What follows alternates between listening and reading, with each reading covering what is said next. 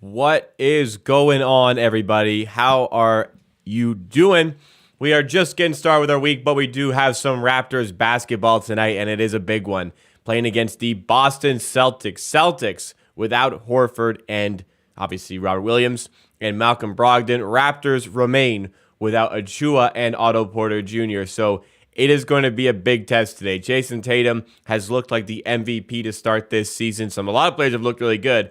None better, in my opinion, than Jayson Tatum. The Celtics as a whole are on pace to shatter the NBA's offensive rating record, and their defense is starting to catch up to that as well. So they are a scary team. Despite all of that, the Raptors are actually very slight favorites coming into this one. Your boy bet them when they were underdogs, so I do have the Raptors on the money line today. Had them as underdogs. They are now favorites, so good price there. We shall see if that cashes, but how are y'all doing? Monday, holiday season just getting into swing a little bit. World Cup season in full swing. Finished off 75% of the round of 16. Had some very intriguing fixtures today. Croatia, I would say we're a little lucky to get out of that one against Japan. It was a tight game. Japan played well, but 50-50 in the shootouts, of course.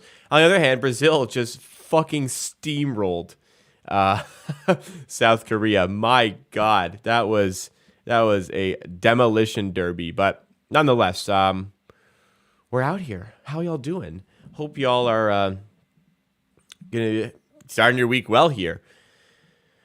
What is this? If you guys haven't checked it out, there was a video that came out on Amateur TV today. Finally, back in the lab on Amateur TV, getting some content out over there. Would appreciate if you went to go check that.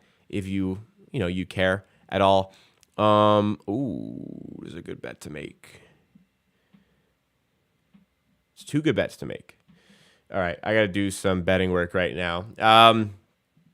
Anybody with a Party Poker account, it's a good bet on Giannis over 33.5 points tonight. Gonna go check that out. The South Koreans from Yejun.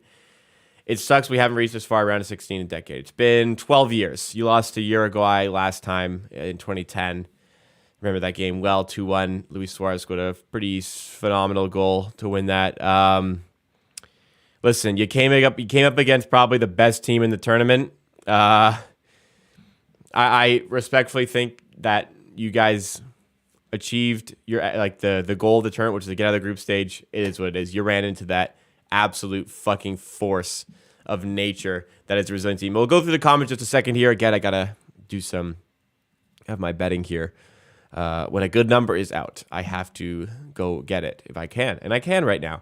Again, if you do have a Party Poker, Party Sports account, then a good bet here on Giannis, 33.5 points over. We'll go take that, plus 200, and track it, of course.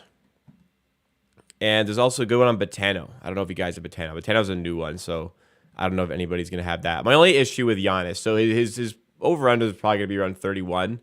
Problem is, it's 31. Problem is, they're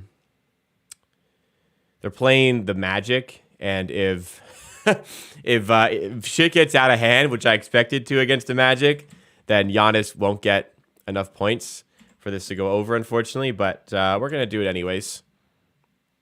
Good numbers. You got to bet good numbers. Hang on. Party Sports Boost. Yeah, to my surprise, the Raptors are favored for this one. So sure, they're missing some players, but it's still Jayson Tatum, Jaylen Brown here, right? It's still Marcus Smart likely playing here. Hey, listen, you don't want to have access to really good bets on Party Sports, then feel free to not make it count. You want to get really good boosts like multiple days a week, then by all means, Party Sports is an excellent betting account to have. All right, and then Botano has Luka Doncic to get 38.5. That's like plus 485. So long shot, but we're gonna take a stab at it if it's still available. Let's see if it's still available. It is still available. Beauty. Plus 490. Doncic to get 38 over 38.5. We'll put 5 bones on that. And we'll have those two riding on today's game as well. Let me go track this one as well. Listen, it's hard to find really good boosts on sports betting.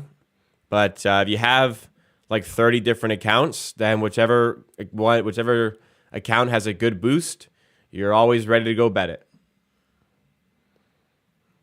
Here we go. 38.5 for Luka at 4. What was the odds on that? 490. Let's go tag that. Plus 490. I'll be a happy man if Luka Doncic goes for 40 tonight. All right, there we go. So let's say what's up to the chatters here. So again, the Raptors are favored tonight. We'll talk about that in a sec. Why maybe that's the case. Jamaica 84, what's going on? He was early. Maybe he's still here or her. I actually don't know for sure. Logical Raptors fanatic, what is up? Abdul Nasir, what's going on? Grogun, Ninjol, both my moderators, Adam and Roman, joining us. Chris2K, Colin Box Breaks, James McPherson, King Covey, Gregory, Jack, Yejun, who I spoke about earlier, Gabe, MI Sixful. I actually don't know how to say that name. Miss Sixful? I don't know. I'm sorry. NJ, what's up? Socks 3 Design. Let's go Raps. Let's fucking go Raps, actually. Michael, what's up? Alan H, how is it going? Raptors in this one. Going to be a blow. Alan, I hope you're not doing well, but I hope everybody else is doing well. Gary Trent back to the startup. Yes, we will talk about that. I'm actually interested to see what the Celtics have. So the Celtics, their offense is not only the best in the NBA right now, it is the best of all time. They're on pace to shatter the offensive rating record, points per 100 possessions. Last time I checked, it was at 121. It's probably around that area. They are nasty. They are just absolutely nasty. Raptors have updated their starting 5, by the way. Gary Trent is not starting. Raptors are starting Van Vliet, Anunoby, Barnes, Siakam, and Koloko. That is an update. It was originally reported a few minutes ago that Gary Trent was starting instead of Koloko. They are now going with Koloko instead of Gary Trent, which makes me think that the Celtics have Cornet starting potentially. Otherwise, the Celtics are going to shred us out of the gate because they're going to play 5-out basketball, and Koloko is not going to keep up. So I really hope the Celtics, for some reason, are starting Luke Cornet, but I just don't think they will be. So this is strange. This is interesting. The Gary Trent one kind of made sense to me because you play 5-out against the Celtics. They absolutely pick on corner threes, just threes in general. They are such a good shooting team. So we'll see. We'll see what the thought process is there. OG's probably going to be on... I wonder if they'll put on Tatum. They got to put OG on Tatum. They might put Barnes on him and then put OG on Brown, but I think you got to put OG on Tatum. MVP frontrunner, in my opinion, going up against the DPOY frontrunner, also in my opinion. That is just something very much worth seeing, in my opinion. Injuries on both sides. More notable on their side, of course, with Horford and Brogdon out. Even with them being potentially available to play, the Raptors were very short underdogs for this game. And I just think there's a lot of value on home teams in general, like when it's priced, like there's valuation on being at home. I think there's especially maybe a touch more valuation on the Raptors at home because they are such a good home court. They take advantage of home court like very few in the NBA. They're a very, very good home team over the last few years, and even this season, their home record is very, very good. Their away record is very, very bad. All right, 1 second, guys.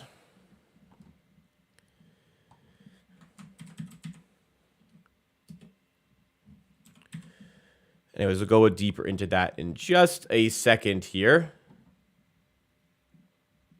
There we go. Chris Rock, what's going on? Amateur Hour Army vet in chat along with Yejun. Win some bets. Oh, hang on. Celtics are trash. Magic are better. Ben, it's a pretty hot take, but I can see your thought process there. Can't afford a TV. If you can't afford a TV, then don't start betting. If you can't afford a TV, then you can watch on your phone still, or your computer, whatever you're watching the stream on. You can watch on your phone. Raptors approaching 24 game mark. What move do you think they're making, if any? There's just so many different ways they can go with trades and stuff. They need a backup playmaker. They need shot creation. They need catch and shoot. They need rim protection. They can't get all of them as much as you want all of them. They can't get all of them. So you got to pick one likely. If they go any direction, I see them going for... I don't know. Of those, I see them going for catch and shoot. No. Yeah, probably catch and shoot, maybe shot creation. It just depends. Like, it's tough to get a shot creator. Okay, Celtics lineup is out here. They are going with Smart, Brown, Tatum, Grant Williams, and Blake Griffin. Blake Griffin starting for the Celtics. So I think that gave the Raptors, when they heard about that probably gave the Raptors a little bit more of a license to go with Koloko from the start, not having to necessarily fear as much the Blake Griffin perimeter game. We'll see how that looks. If it starts as ugly as it did against Brooklyn, then I would change quickly. We'll see what Nick Nurse decides to do there. Jakob will be really good. I agree. It's just you have Koloko. Do you want to trade for another rim protector? Definitely an upgrade, but would you rather get somebody else? Fred should shoot less. He shoots a lot less than he did last season. He is shooting less than normal.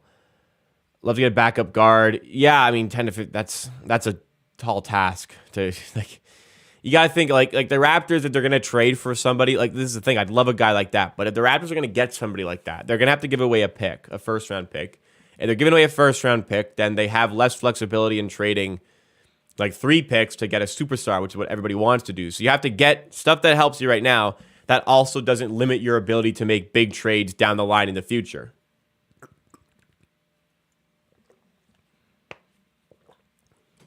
I hate when teams with good defense and good shooting clog out the paint and just dare the Raptors to shoot threes. So you hate when good teams expose a weakness in the opposition.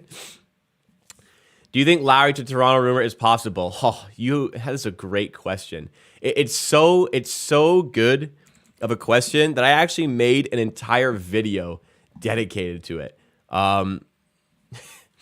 If you go to my second channel, Amateur TV, which I'm going to link you right now, you can actually completely have the ability to check out the most recent video where I talked about that topic specifically. Short answer, no. Larry's not going to Toronto. Long answer, in that video right there on Amateur TV. By the way, if you're not subscribed to my second channel, make sure you subscribe. So obviously my stream mannerisms are very different to my video mannerisms. My videos on Amateur TV are very much in the same style as this. So if you like the streams, you're going to love those videos as well. We need Larry's leadership. Like we don't need $29 million for the next 2 years. They're like 58, 59 million for 2 years combined. Wrong link. No.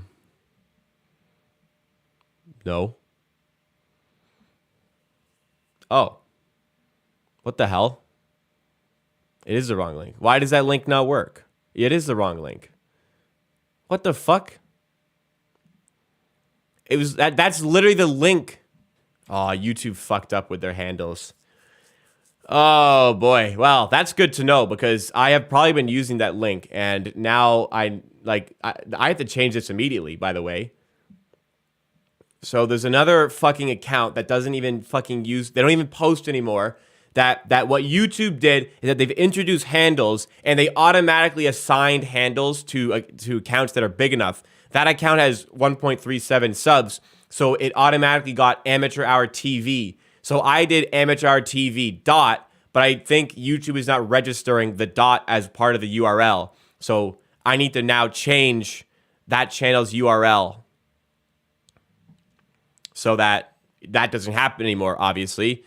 So let's do that. Amateur RT. So what should be the handle for the Amateur TV account? So they have Amateur TV. They don't post anymore. They don't use that account anymore. Yet YouTube just gave them that fucking handle. So now I got to think of something different for Amateur TV. Amateur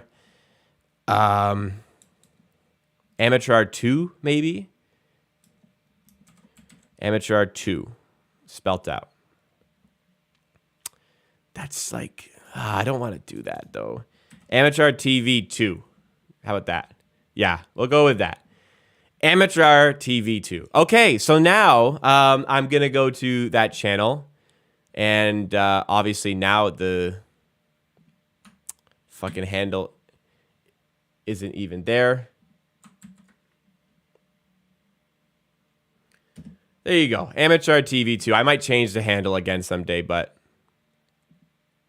So, that channel, same vibes as the stream, except it's in video form, and it's just extra content. If you enjoy my content, you will enjoy my second channel, Amateur TV. No, Amateur TV, the name isn't changed. It's just the handle. It's just, they've added in handle, so it's now Amateur TV number 2 on the handle. But the channel name has stayed exactly the same. Amateur is a hard word to spell. Well, listen, that's the brand. It is what it is. You'll have to learn if you don't know how to spell it. Let's get Dwight Howard. Yeah, he'd be so good for us. Amateur After Dark. That's going to be the 5th channel coming soon. How much you have Pascal going for tonight? They're a good defense. I imagine they'll try to take him away and make other guys beat us. Let's say Siakam goes for 22 and a half. I'm gonna set his line at 22 and a half. Let's see what the sportsbook have it at. Now I'm curious. It could be 23 and a half. Let me see. Siakam's points are 23 and a half. You can get an expensive 22. You can get a cheap 24. Actually, not a cheap. It's just 24. Minus 120 for a 22 and a half. Minus 110 for a 23 and a half. Yeah, that's about it. I'd lean towards the under, but I'm not going to bet that. I've made the money line bet. That is what we are going with for tonight. If you guys want to see the bets for today, so some of you guys have asked about that. Losing day yesterday. Break-even day so far today. So we have Giannis over 33.5 points. Right now he's got 2. Pick it up, Giannis. We have the Raptors on the money line. Got it at plus 100. It's now minus 120. A bunch of football bets. These were boosts at different sportsbook accounts. I was able to bet all these boosts because I have accounts at every sportsbook legal in my area. Doncic over 38.5 points at plus 490. So big money there.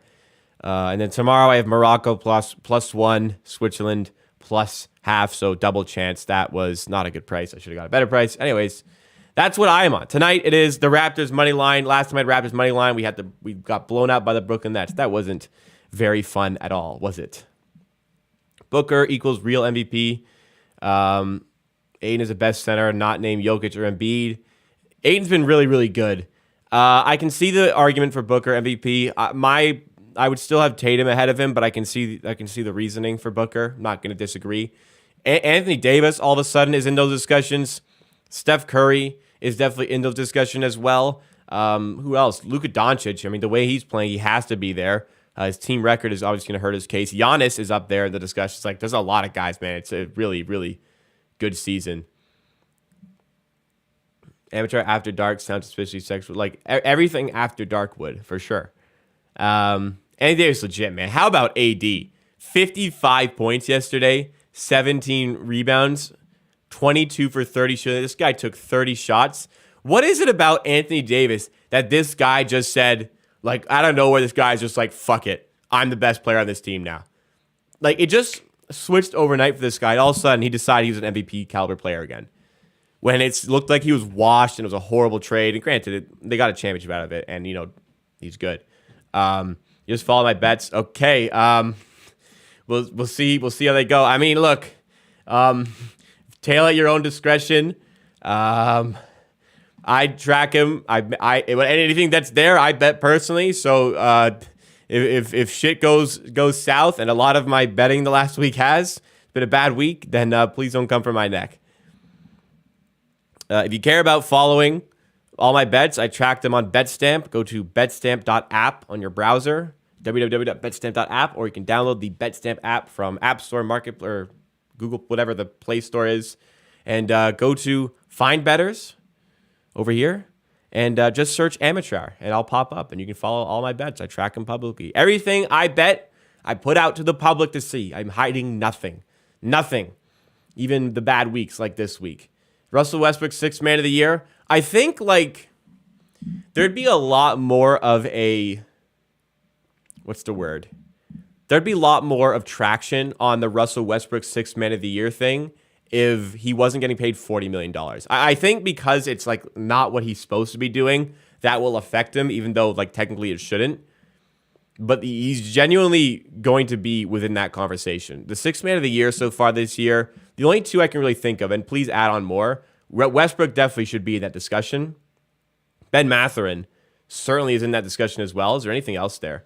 Raptors have a 113.7 rating with Pascal, only 106 down. That's actually fucking crazy. Wow. That's actually crazy. He's so good, man. He's so good. Wow. Malik Monk, he's playing well also. The Kings, offense has been outstanding all year. It's the defense that's been bad. But all of a sudden, since November 14th, they have a top 3 defense in the NBA, if you'd believe it. So that's a very interesting dynamic. The Sacramento Kings are all of a sudden looking really good. As far as my futures bets for this year, Kings are a team I have the over on. 1.5 units, looking good.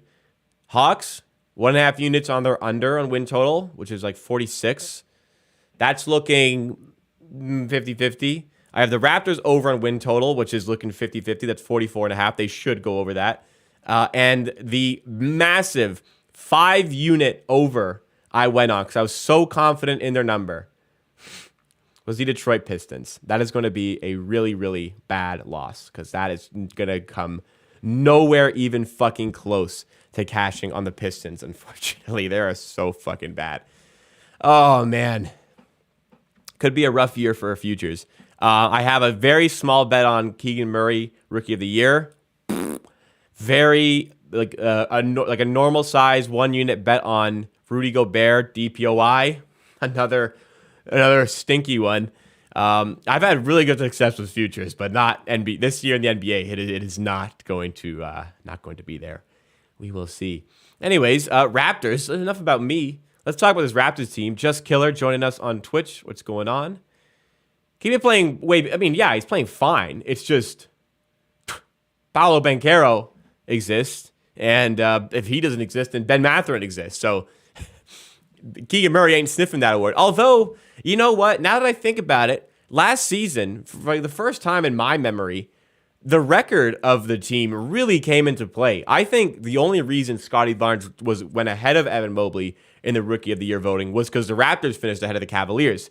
I'll bet my life that the Cavaliers had a better record than the Raptors, that Evan Mobley would have won Rookie of the Year. So if the Kings are a really good team and they have a playoff record, whereas the Orlando Magic are first in line for Victor Wembanyama, and the Pacers, if they fall off, then are we going to see maybe Keegan Murray pick up some steam later on in the year? That's a good point, Colorado. It's a long year. I mean, Scottie Barnes was pretty high early. He fell off around January. Then he just picked it back up near the end of the season as the Raptors made that surge. So that's really interesting. Even defensive end Raps are way better with Pascal. Yeah, he's just so important to this team. So important to this team. Make no mistake about it. I think one thing about this Lakers surge is that if they're playing this well, then their front office is probably more inclined to trade those picks to supplement the roster. I don't think they want to trade Russ anymore, but maybe. They should have traded him for Turner and Hield when they had the chance, but, we didn't know they actually played this well. Raptors play the Lakers on Wednesday. I'm actually curious how expensive these tickets are. I would very much love to watch this Lakers team against this Raptors team. I've always wanted to watch LeBron James live. I'm going to assume this is out of my price range to go to a game, but I'm going to have a look. Oh, $120. It's not as expensive as I thought it would be. $120 to sit in like the worst seat at this Raptors versus Lakers game on Wednesday. Huh.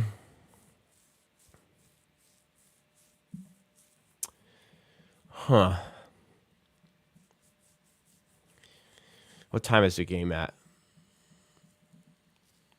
7:30, so I'd have to leave around 6. Huh. You know, this probably a bit out of price range. I don't think I'm gonna do it. But I'm gonna consider that. Like seeing LeBron live at some point. Like, you're not gonna have many more opportunities to do that. You know what I mean?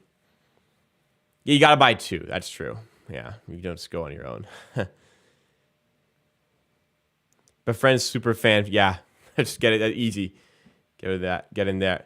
The thing is, if I go to games, then I'm just not streaming. I'm not growing the platform, so I'm completely comfortable to watch at home as well. So I don't know. I'll think about it, but I don't think I'll be going to that game. I just feel like we get whooped. We get whooped like we owe the Celtics child support.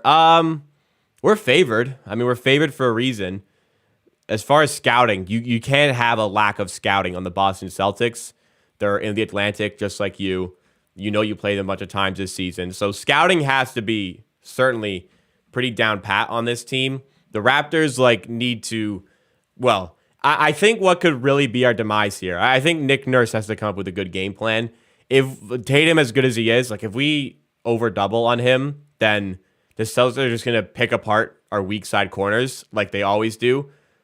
Consistently when we play the Celtics, they just look for the weak side corner 3. And if, Pritchard, Grant Williams are hitting shots, we could be in a little bit of trouble. On the flip, we should trust your guys 1v1 against them. Trust OG 1v1 as much as possible against Tatum. Don't over double.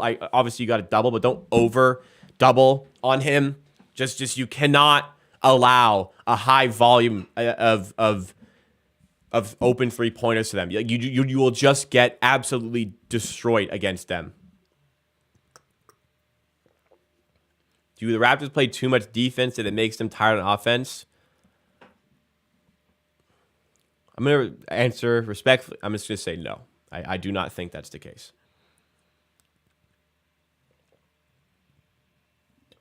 They average 8 to 10 more shots than their opponent per game. So, no. Can't have Jaylen Brown torch us. Well, I think it's going to be one of OG and Scottie are going to be on Tatum. One of them is going to be on Brown. I would obviously have OG on Tatum because he just takes away every good player except for Zion Williamson. You can't take him away completely, but you can certainly limit him.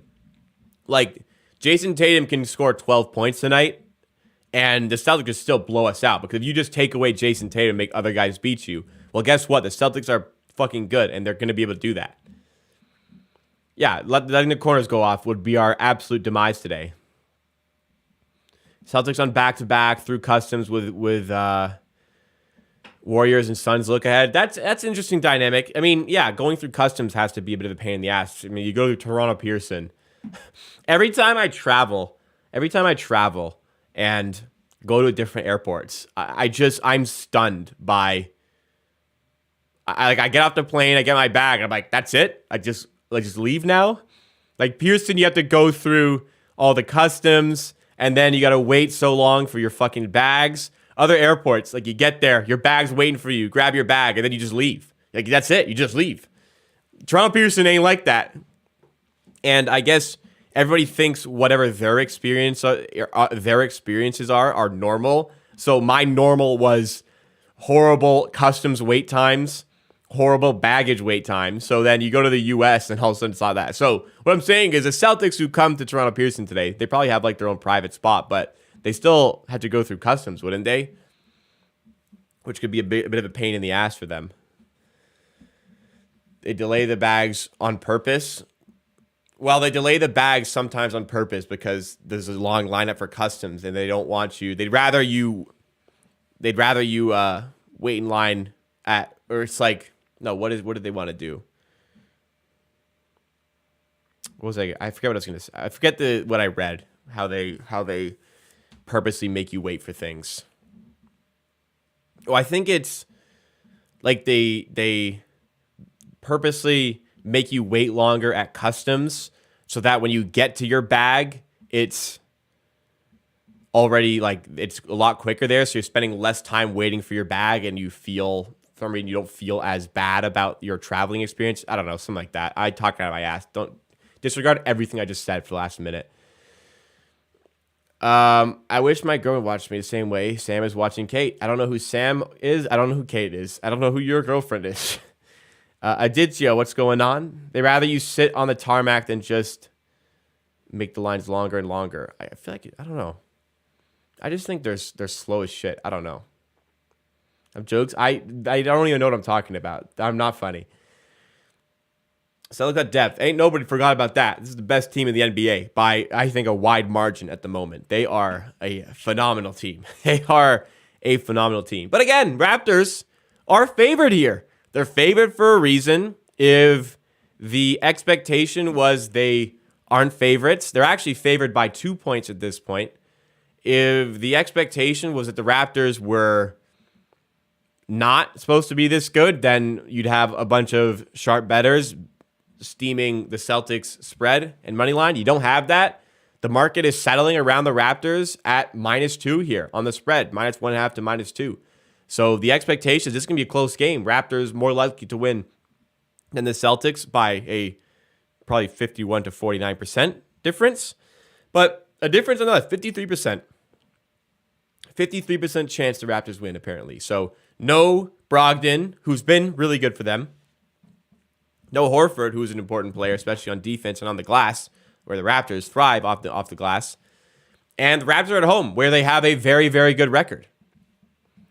Celtics are, they're a phenomenal team. I am surprised the Raptors are favorites, even despite all the things that I've just said. I am surprised that the Celtics are underdogs here. If I was a neutral bettor, I would probably be looking at for good prices on the Celtics money line. But the onus, or the consensus between sportsbooks, including sharp ones, that the Raptors are expected to win here. But again, only like a 53% favor towards the Raptors. So what are we going to have to do today in order to get this one done? So their interior defense is going to be a little bit worse than normal. They have a lot of really talented defenders. Like one of the reasons why I like Tatum for MVP right now is that not only is he doing all these unreal things on offense, he's taking a big load on defense. He's not afraid to guard the opposition's best player, which I respect. He's been a very good defender in doing those things. Third game in Fortnite. Well, yeah, that's part of it. And look at that's part of it as well. All these things part of it for sure. But it still is surprising considering how good this team is, even with the injuries and like you said, the travel thing, the custom thing, the third game in 4 nights, the games coming up where maybe they're not playing as hard in this. I don't know. Regardless, they're a good team. They still have a very good chance of winning this game. So first things first, on defense, you have to not over-double on their stars. Yeah, you want to take away their game, but the Celtics will pick you apart if you allow them to play the perimeter and find open players to make shots. They're going to make shots. They're going to make threes. You got to limit the amount of open opportunities that those guys are going to have. We need OG to do a really good job at 1v1 situations against Brown or Tatum. I hope to see him guarding Jayson Tatum. We shall see in that endeavor. Going further along to the offensive side of the game here, let's really take it to this Celtics team. Let's really try to get in the paint. No Rob Williams, of course, because he's been out. No Al Horford in this game. Really try to take it to the rim. Cornette is probably going to get some minutes here. He's fine, but he didn't anything special from an interior defense standpoint. Let's go try to take advantage of that because they are a very good perimeter defense team and just whole good defense in general. They're a scary team this year, man. And on top of that, Raptors, I really liked last game. It was against a bad Orlando team. We were very high percentage with our shot location. We were taking our three-pointers when they were open. And other than that, we were really trying to get down to the rim, really trying to score at the basket rather than in mid-range. Like, other than Siakam, nobody else should be consistently shooting in mid-range, maybe aside Gary Trent. So I like the way we played that one. Yeah, it was against an Orlando team, and you have to step it up against a Boston team here. But with a mini rivalry brewing between the two, I hope we come out firing, and you really have to close out shooters. They are going to make you pay if you do not do that. yeah, there are going to be some Marcus Smart flops. There's going to be Marcus Smart probably playing around with the crowd. You know what it is. But let's go get this win here. This would be a big win. It's a tough 2 games here. Raptors are 1 game above 500. You get the Celtics tonight, of course. Tough game. And 2 nights from now, you get the Los Angeles Lakers. And the way the Lakers are playing, they've won 10 of their last 12. Something like that. So, Jesus Christ. It's going to be a fucking tough game.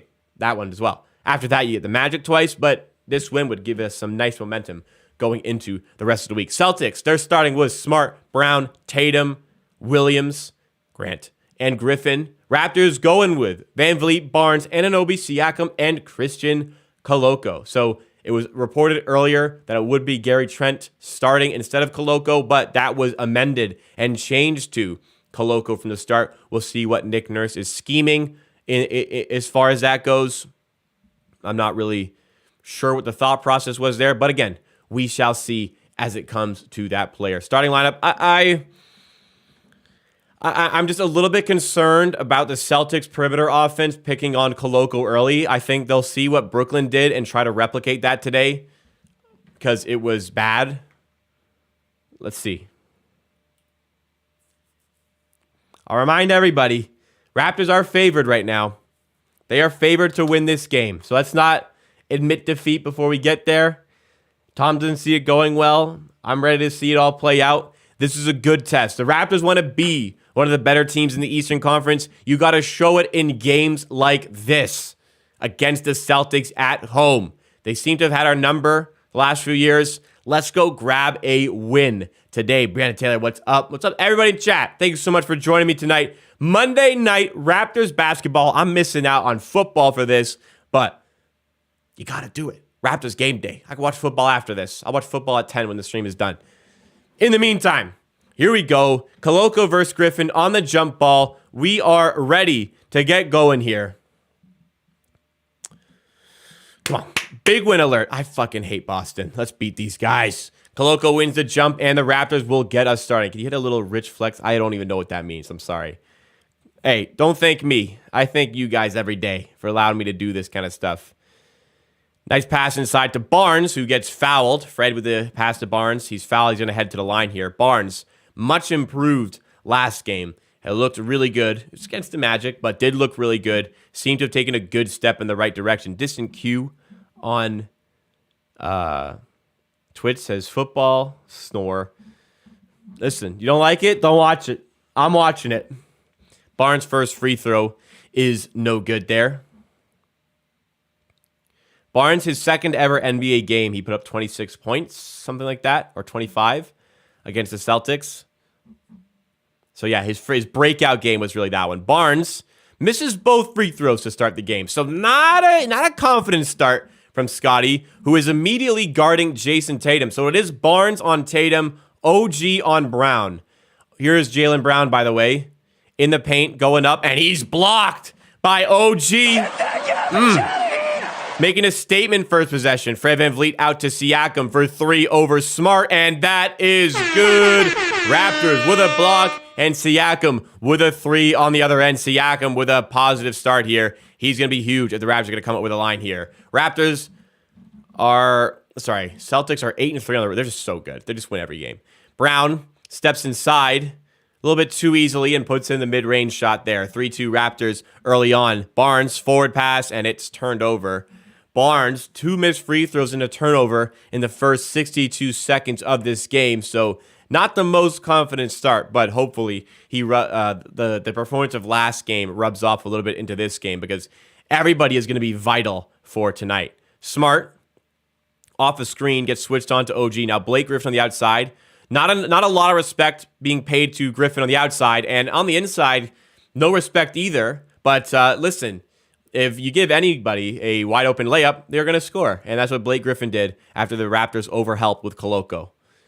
Siakam, outside, nice feed to Barnes, who elects not to shoot the 3, wants to take Derek White one-on-one with the right, puts it in easily. I mean, this guy can do that.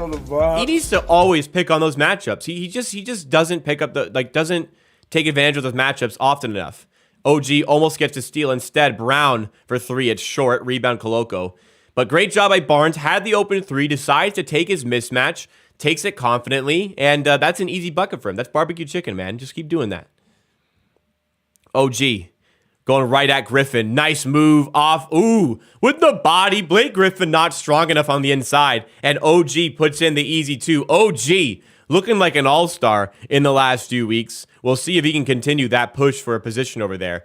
Doing it on defense mostly, but also on offense. Raptors get the steal on Tatum. Here they come in transition with OG. Going right at Griffin again. That is a charge. Yeah, that is a charge. Griffin knew he was outmatched there for strength and did a good job taking that charge. We'll see on the replay here if we can confirm that. Yeah, that's the charge, everybody.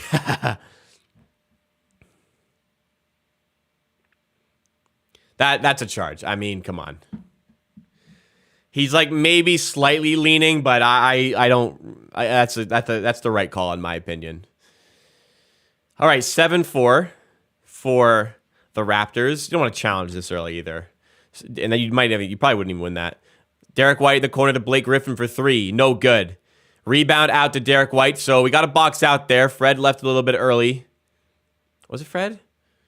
I don't even know who's guarding Derek White. And a moving screen called against Blake Griffin. Raptors will get the ball back here.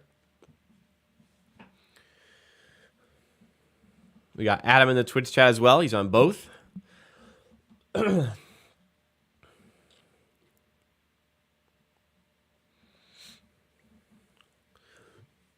Joe Mazzulla's been so good.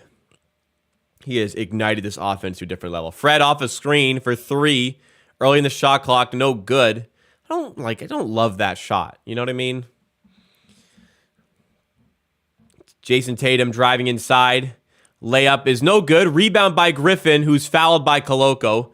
Koloko jumps. I mean, dude, you're 7 feet tall. Just hands up, and he's not going to score that. And if he does, applaud him. You know what I mean? We don't need that. We don't need that. He's mad he didn't get the rebound, and it's just a little bit too easy there. Yeah, I mean, Koloko's a foul fucking merchant. Foul machine out here. All right, Blake Griffin at the line.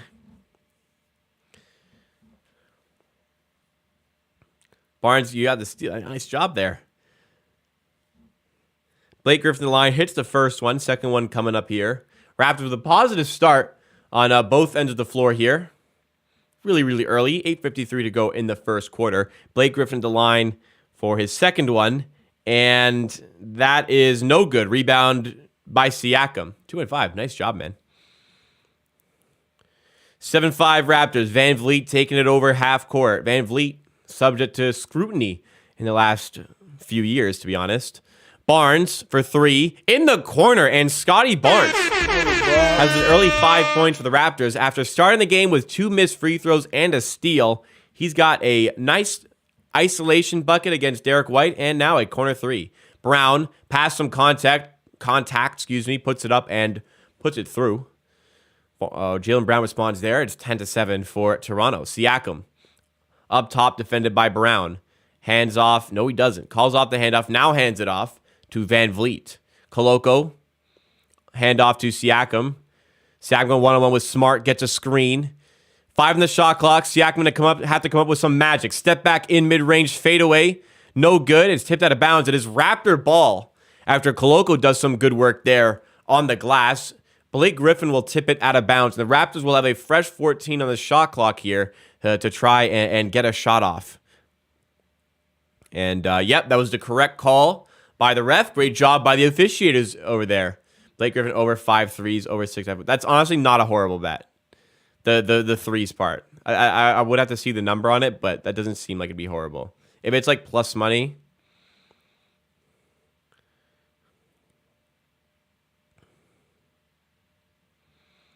Jayson Tatum inside, flips it out to Blake Griffin. Up top now for Derek White for 3, and he rattles it inside. 1.7. He's going to have his opportunities. 10-10 after Derek White's a 3. And Derek White, a bit of a subdued season so far for him. Barnes is fouled by... Oh, he does not foul. He turns it over because he hits the wrong side of the backboard. 1.7 behind that bad. He doesn't play much, so I don't know. Raptors 3 turnovers already. Gotta clean those up a little bit. 10-10. Tatum for 3. And it rattles out this time. Lower scoring game thus far. Siakam almost has it stripped. It goes to OG, who goes to the rim aggressively. And a little bit too much there. Couldn't get the shot anywhere near. And it's Celtics basketball. Brown in the corner. 1-on-1 with Barnes. Flips outside to Smart for 3. Had a look. Rattles out again. Raptors keep it tied here. Looking to make some moves on offense. If you guys are enjoying the stream, join Paul by liking it up. Supporting your boy, helping us get to 50 likes to get started. Barnes for 3. This one is no good. And the rebound is to Brown. Brown, taking it right past Scottie Barnes and hitting the layup. Maybe could have been a foul there in the process, but Brown for 2. Van Vliet pass. Nice feed. What a pass by Van Vliet. Inside to Siakam. We love that. I don't have a good soundbite. Oh, this one. Raptors with the steal, but can't quite keep it in bounds. It was nearly a steal there by your NBA leader in steals per game in OG Anunoby. And a timeout has been called here. Gonna slow it down. It's been a cagey start to the game. Some missed shots, some good defense overall. And it is 12-12 as the Raptors are taking on the Boston Celtics tonight at the Scotiabank Arena. Celtics, no Horford, and also no... Who else is out? Malcolm Brogdon. Raptors will be without Achua and Otto Porter. They have worse injuries than we do. But close game early on. And this is making it an exciting game if it can stay like this. Bit of a defensive battle here. Best offense in the league coming up against the Raptors tonight. Big test for us. We want to really stamp ourselves as one of the best teams in the NBA. One of the better teams at least. You're going to have to compete against this Boston team. And so far... We have been doing that. Well, Scottie Barnes' catch and shoot threes have actually been quite good so far this season. Like when he's wide open for 3, it's catch and shoot. I don't mind it. Like he is, after all, 1 for 2 from 3 tonight. It's just when he is only settling for that or is taking a off the dribble one early in the shot clock. Like those are the ones I very much don't like. But wide open threes. I don't mind it. I mean, yeah. I guess you're right. If he has, the play I can't remember specifically, but if he has the lane, then yeah, I'd prefer him to be aggressive in the lane, which he was earlier on. He had that one against Derek White where he had an open 3, but instead just took Derek White on 1v1 and got a much better shot. So that makes more sense if that's the case. Interestingly. So one of my recent videos was about OG Anunoby, and one of the comments I made about OG and his rise this season and why he's maybe building himself up an all-star case is that he's shooting a lot less in mid-range, shooting way more this season at the rim, even toning down his three-point attempts to get to the rim and take higher percentage shots, which is translating well to his field goal percentage and his points per game. Now, a commenter on Instagram, when I posted a clip to Instagram, said it's called getting tired. Didn't exactly reference what it was about, but I'm assuming it was in reference to OG settling for shots in mid-range. So getting tired. So first of all, OG takes, when OG was taking shots in mid-range at the start of the season, he was doing so when he wasn't tired, like in the first quarter, which was bad. So it's not that. And let's say it is. If a guy is too tired to take a good shot, then just pass the fucking basketball. Why would you tiredly take a shot that is also a bad shot when you're not tired? So it was a really dumb comment. And he thought he was doing something. So I just felt like referencing that. He really thought he was doing something with it. If you're tired, instead of taking a bad shot, just pass it or work harder and get a better shot. But if you can't, then pass it. Smart, out of the timeout, isolation. I mean, I don't know about you guys. If I called a timeout, I wouldn't run an ISO play with Marcus Smart.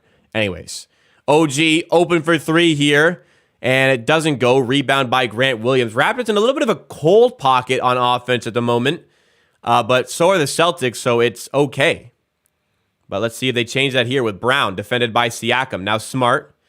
OG with the steal, and he's going to take it right to the rack and throw it down. To the rim.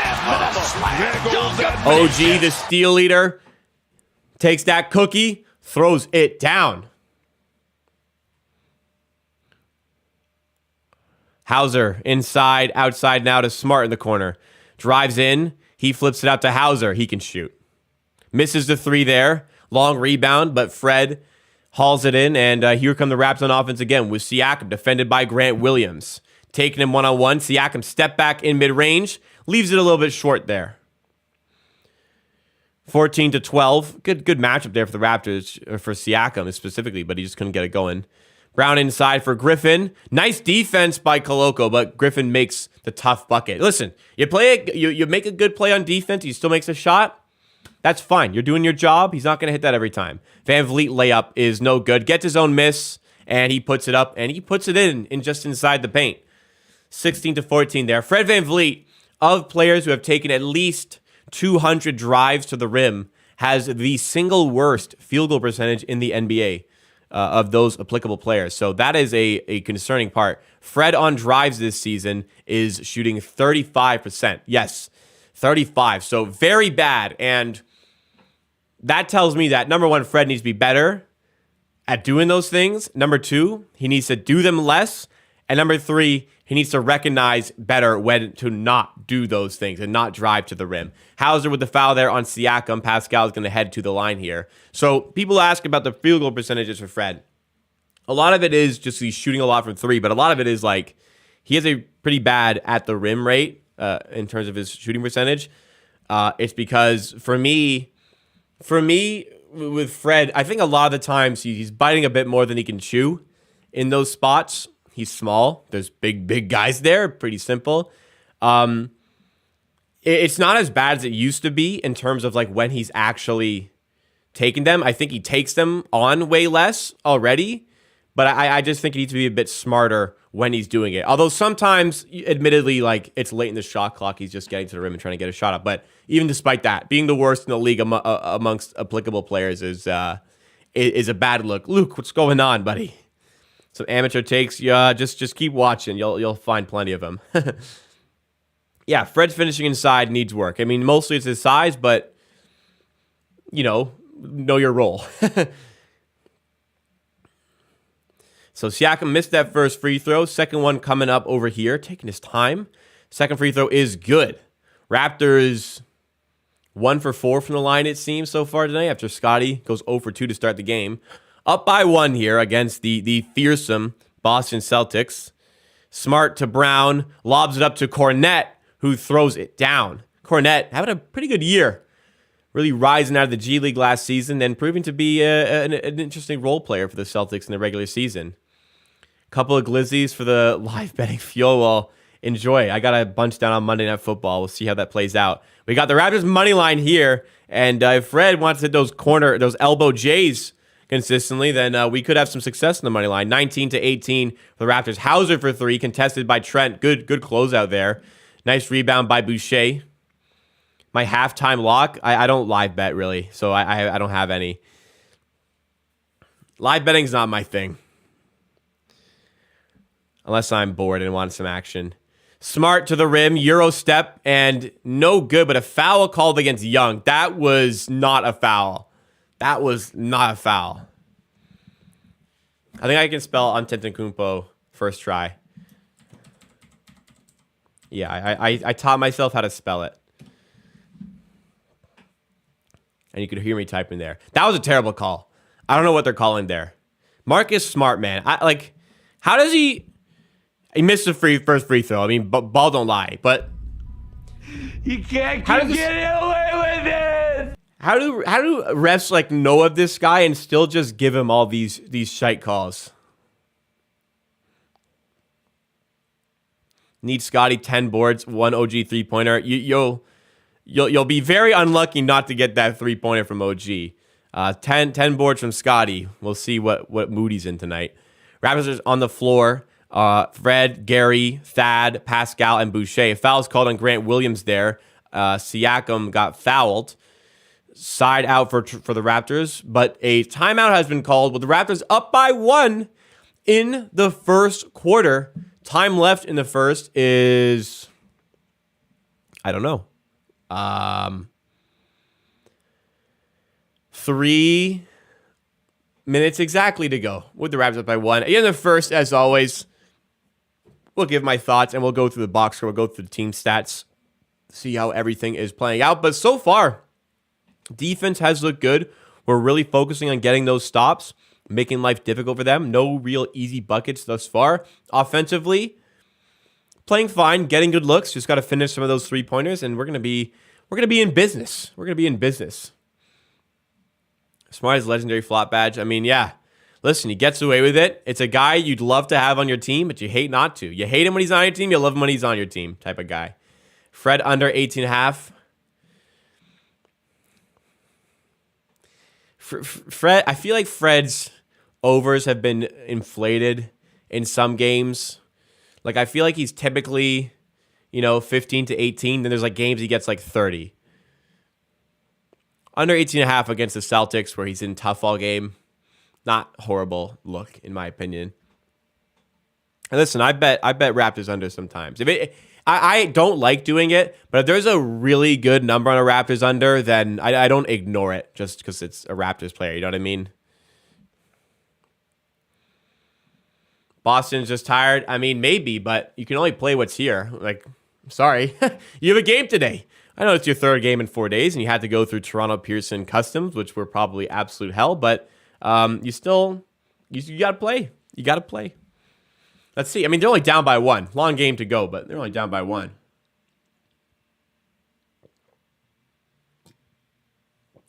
Favorite candy? Does candy include like chocolate bars or something? Or is it just candy? Can I do like chocolate? I am not a Sour Patch guy. Like, if offered, I'll probably take one, but I would never purchase Sour Patch Kids. It's not my thing. It's a hot take, but it's nice. It's not for me.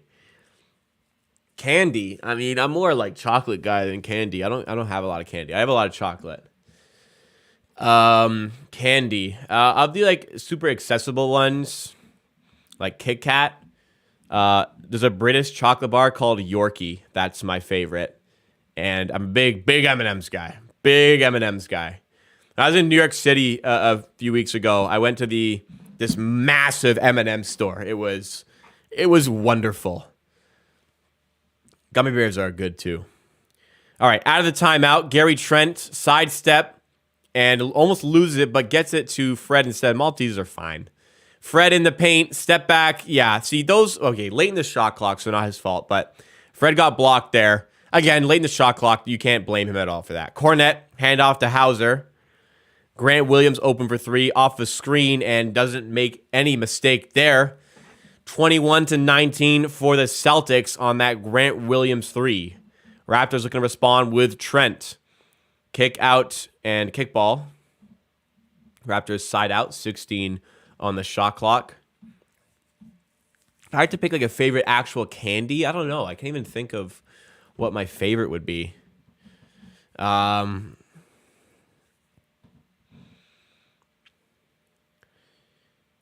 And Fred in mid-range can't get the shot to go.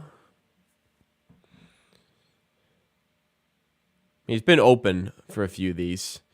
Tatum for 3, and it's a 5-point game here. Fred's got to start making some of these open looks. Raptors offense a little bit cold. Celtics now just starting to make us pay. Boucher can respond with a 3 of his own. No good. Rebound Cornette. It's a lot of defensive rebound for Celtics too. They're not giving us any extra possessions. Hauser for 3 in transition, and he puts it in. That's 3 straight threes for Boston, who have blown this game wide open. It's a 9-0 run for Boston. Raptors can't score. Rebounding is scarce, and they are starting to hit their shots. Thaddeus Young in the corner for 3, and he hits a big one to get the Raptors right back into this game. 27-22. Not wanting to call a timeout right at the end of the quarter, also having just called a timeout. Fred's defense has been more than fine. It's the offense that's been not great tonight. Williams, defended by Boucher. Muscles past him. Floater is no good. And rebound ends in Boucher's hand. So good job getting the stop there. Trying to end the run. Siakam, 1-on-1 with Cornette. Steps back for 3. Siakam does not get it to go. Nice rebound by Thad, who gives it to Trent in the corner. Great job on the offensive glass. Raptors finally working for an extra possession, and it's wasted usually by a horrible decision by Gary Trent to shoot the 3. But the bank's open late on Mondays apparently. Gary Trent with horseshit luck there. We'll take it. 2-point game. Tatum is called for the travel. Great job by the Raptors defense on Tatum.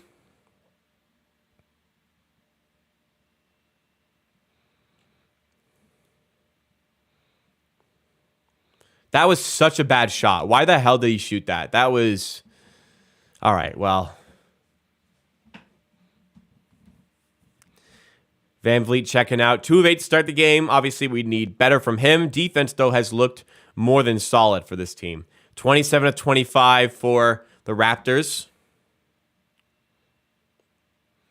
Barnes to Trent. 2 for 1 opportunity. They are not going to force it, thankfully. OG, defended by Tatum. Trying to muscle off of him. Instead goes to Gary. Corner 3. Good look. Well too far. And the Celtics will finish off the quarter in possession. 11 seconds to go. Foul to give for the Raptors. I'd foul him. I'd foul him.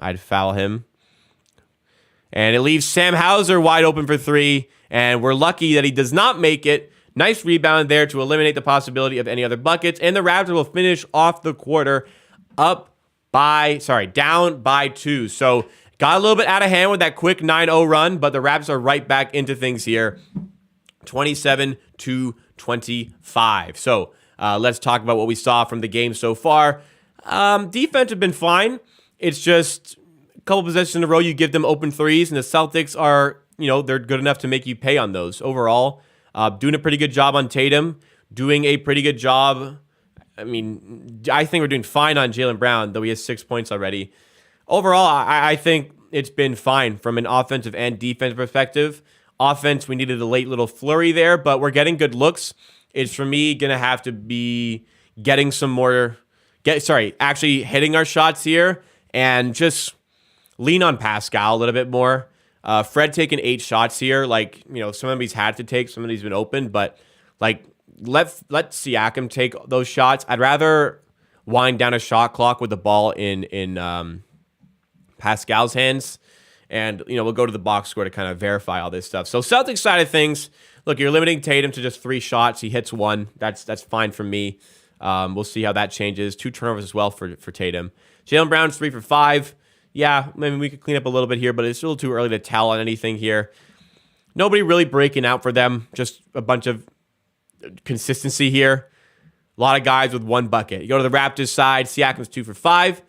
Start giving the ball even more. He played most of that, almost the entire quarter there, or maybe he did play the entire quarter. Give him the ball a little bit more. OG doing his thing, 4 points. Let's get him going from 3 as well. Barnes has a 3, took a good matchup early on against Derek White. VanVleet shooting the ball a ton. He's had some open looks, needing to start hitting some of those shots here, but he's been struggling to hit his shots consistently lately. Off the bench here, Raptors getting a little bit of help from Trent and Boucher. Or from Thaddeus Young, excuse me. Field goal percentages. Raptors are a bit down here. Celtics a little bit further up. But what is it, the free throws? How the hell are we? I guess it's too early to really say. Raptors have 1 more shot, 1 less made field goal. So I guess that makes sense over here. Rebounding. We only have 2 offensive rebounds so far. Would love to up that number. Let's just continue to really crash the glass there. It's going to be big here. The Celtics likely have a little bit more talent than you. With Jayson Tatum on their team, along with Jaylen Brown, they're a good team. So really try to feast on those extra possessions. Try to limit those turnovers. Continue to try to make them turn the ball over more than you turn it over. And this is a winnable game for the Raptors, of course. 95 Yada, what's going on? Welcome to the chat. Welcome to the stream.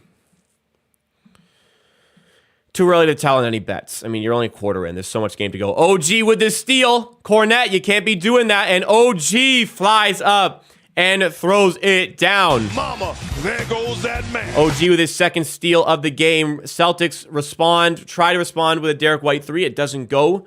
Rebound Boucher as the Raptors have tied it up at 27. On the floor with OG is Trent, Young, Barnes, and Boucher.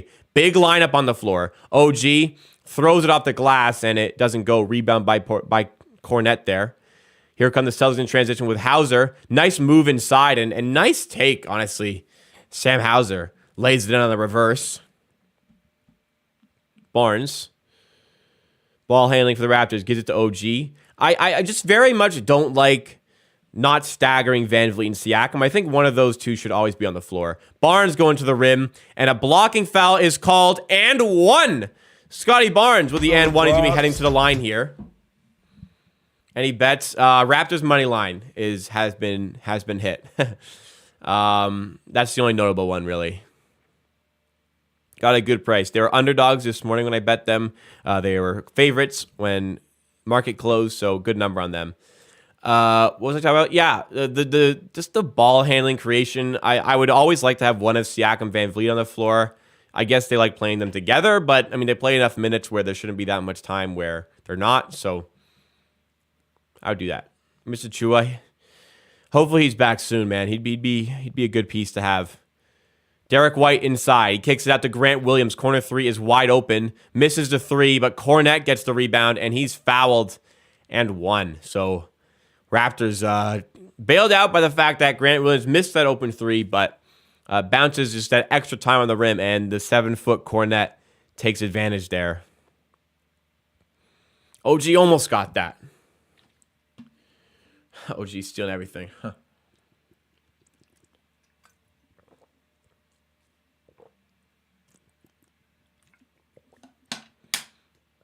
Cornette at the line, gets it. Celtics up 2. 9 lead changes, so it is a back and forth game so far. Barnes handoff to OG. Now Trent back to OG. Has a look for 3. Doesn't go. Cornette can't get the rebound, and Boucher flips up and flips it in. Don't know how much he meant that, but Boucher puts it in at the second chance there. Tatum defended by OG. Tatum for 3, just pulls it up. No good. Rebound by Trent. Gets the pass forward to Thaddeus Young. Nice feed. And then Thad lobs it up to Boucher, who puts it down. Okay, nice play by the Raptors. Getting the ball out in transition where we look at our best. You can't be bad in the half court if you just don't shoot in the half court. So let's keep doing that. Tatum deflected on the pass. It's out of bounds. It'll be Raptors ball. Nice job forcing that turnover.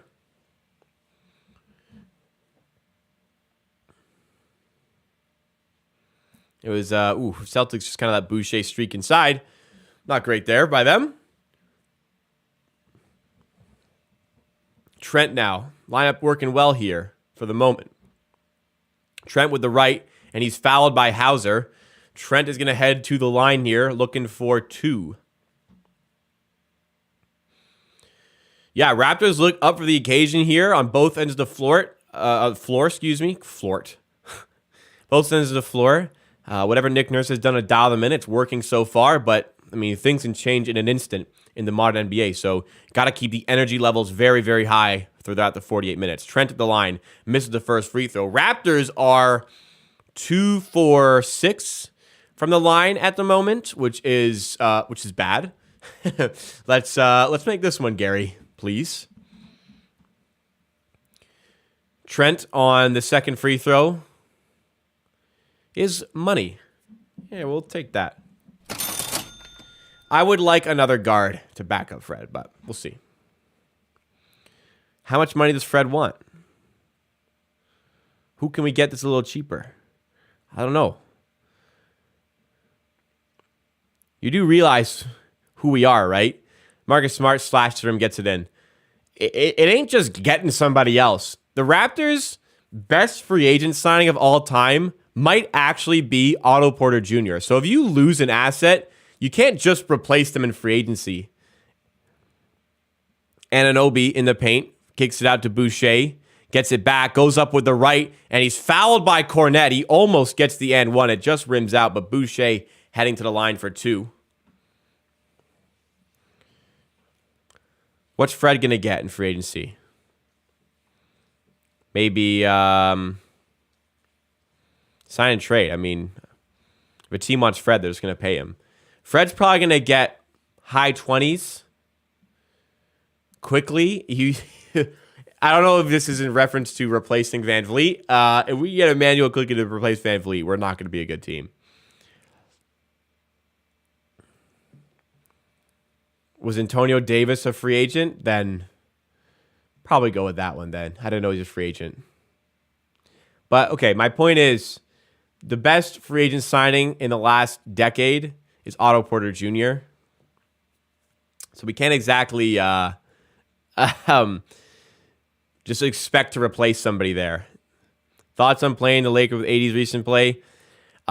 We match up historically extremely well against AD, and Siakam absolutely dominates that matchup historically. So I don't know, because the way as Trent, nice move in transition. The way the Lakers are playing right now, I don't fucking know.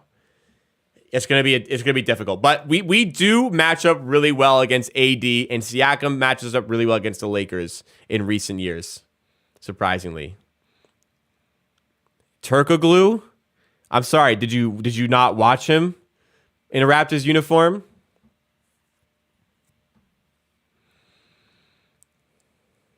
Turkoglu is far from a good free agent signing, with all due respect.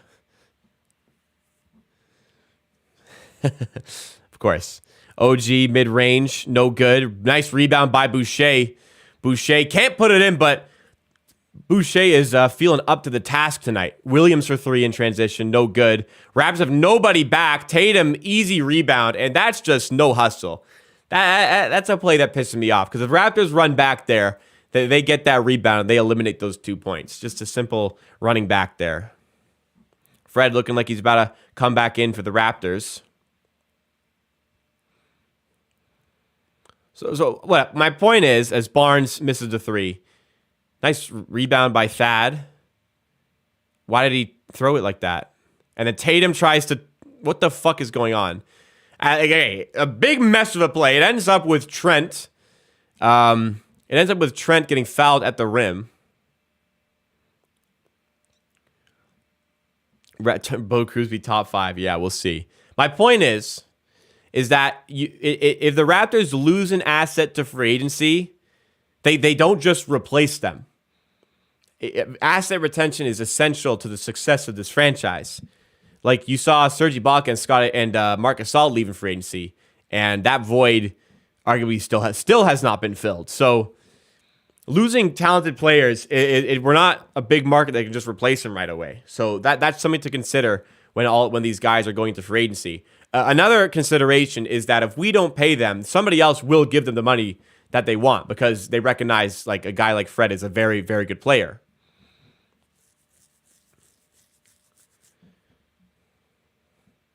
So asset retention is very important. It's not my career where you have a big pool of free agents and you'll eventually sign one of them. And if you don't, then you just make trades. Like it doesn't work like that. On ball defender at point. You're describing one of the best point of attack defenders in the NBA in Fred VanVleet, who is a Raptors player. OG for three, and there you have it. OG knocks down the three there. Fred is a very good defender. Often is near the top of the league in deflections, and is recognized consistently as a very good defender, everybody. We can get Fred to sign a deal similar to his current one. Not happening. The salary cap is going up, and Fred is a better player now than he was when we signed him. I know he was he got like an essential piece of a championship team, but he's a more refined player. He was an all-star last season. I can see Fred. I mean, there might be a little bit of tone down with his athleticism compared to what we've had before. I think if you can sign Fred to under, like you sign him at 29 for like 3-4 years, I don't think it's a bad contract. Like you're really gonna see as the salary cap is going to take a big jump. Like Jordan Poole and Tyler Hero got ridiculous amounts of money, which was overpaid for those guys. But it's a distinct possibility Fred's going to be $30 million plus. And you might think that's expensive. Maybe it is, but factoring in his talent, first of all, factoring in the salary cap going up, and factoring in the fact that there are going to be a lot of teams in the NBA who need a point guard, he's going to get that. He's going to get good money, whether it's us or somebody else. Now, some of you watching just fucking hate him, whatever he does. So you might think that, it's a good thing if he leaves. But again, asset retention is a very important thing. We don't have a backup point guard. Like if Fred isn't here, we literally don't have a point guard that we can play consistent minutes. And you're joking if you think it's Banton or Malachi Flynn going to be stepping up into that role.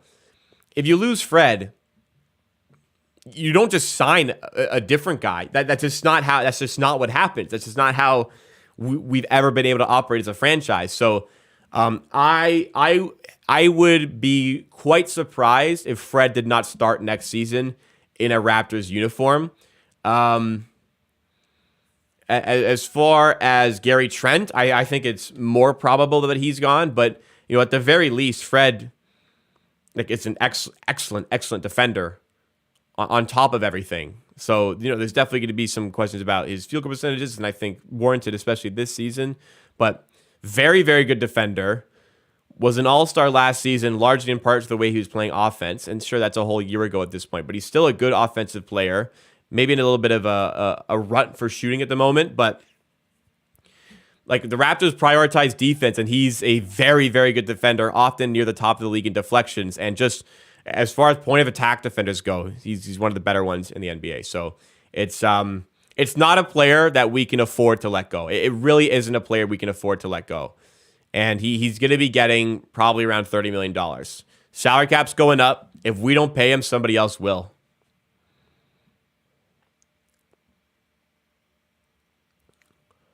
I can say Fred's having a horrible season, but he's not. So I don't. Mike, do you feel like I have an agenda here? Do you feel like I have an agenda? I don't care. Nobody's safe. Nobody's safe. And by the way, if you actually watch the Scottie Barnes videos, they're about why he's struggling and what he can do to get better and why you shouldn't give up on him and why he's an excellent player with an incredible career ahead of him. Maybe we could do those things.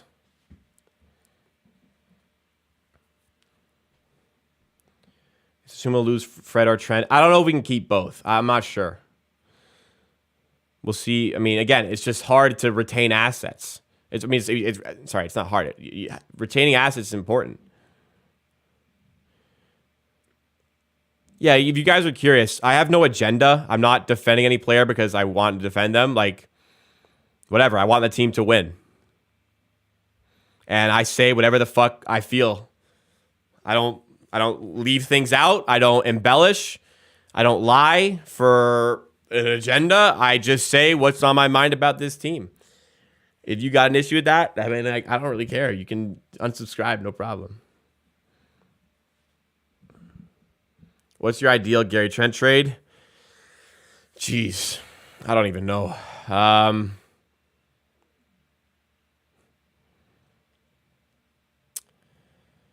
What can you get? I mean, thinking on the surface is Tatum can't hit the three. Thinking on the surface, I don't know. Can you get him to?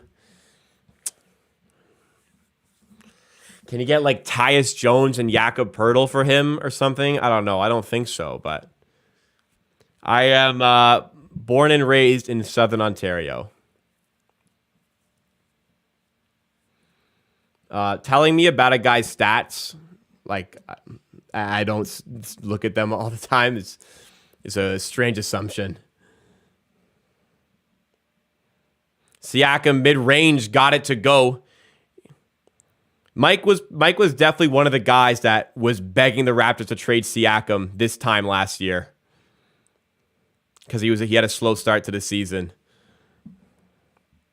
Van Vliet to Siakam. Now Koloko to the rim, and he's fouled. Gonna head to the line here. Raptors up 46-39. Fred is shooting the ball less this season. This guy is definitely. Fred has definitely taken a step back from his role. He said he would do that, and he is. He's definitely shooting not way less, but less than last season for sure. He is playing more of a role this season. There's just some certain games where he's taking more shots. Like today, he had eight in the first quarter, and he's open for shots, and he wasn't forcing anything. There was one he forced late in the shot clock. When I really want to slander a player, I take 12 minutes and I base my opinion on a 12-minute sample.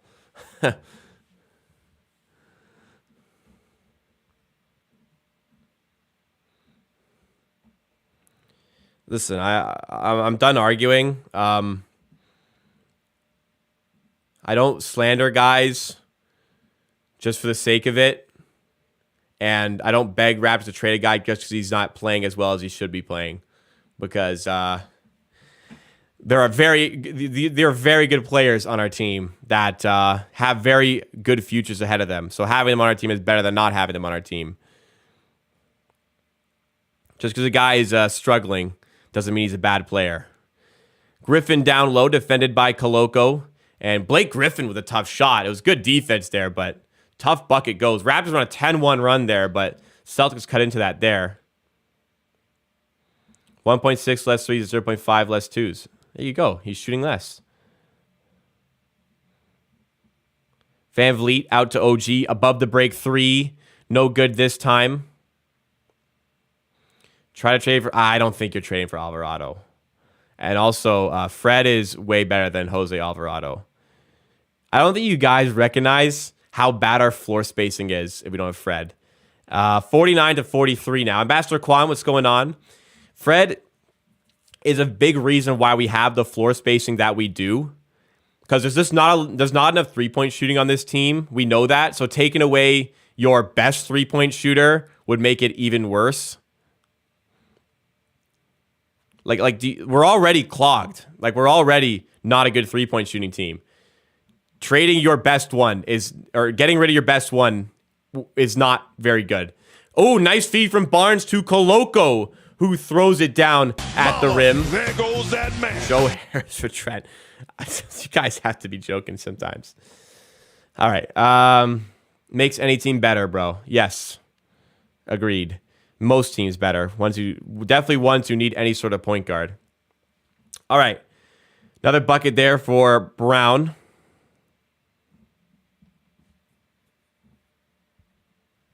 Just joke. He can't. Yes, sure. He can shoot. Siakam to the rim. Nice dunk there. Siakam flies up. He's the GOAT. Soars in for the dunk. GOAT. Joris, terrible contract. Yes. Just stay away. Anyways, I'm done arguing. 53 to 45 for the Raptors here. 3:23 to go in the second quarter. Jaylen Brown, one-on-one with OG.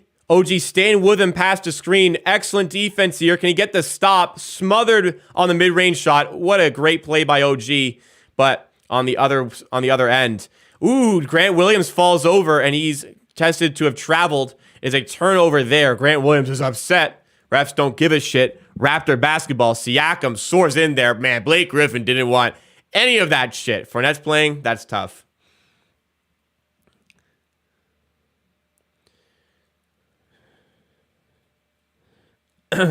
Sometimes it's just people just comment to piss me off. I gotta recognize that more often. 53 to 45, Toronto. Siakam one-on-one with White. Layup. Ooh, if he got that and one. He's gonna head to the line instead here.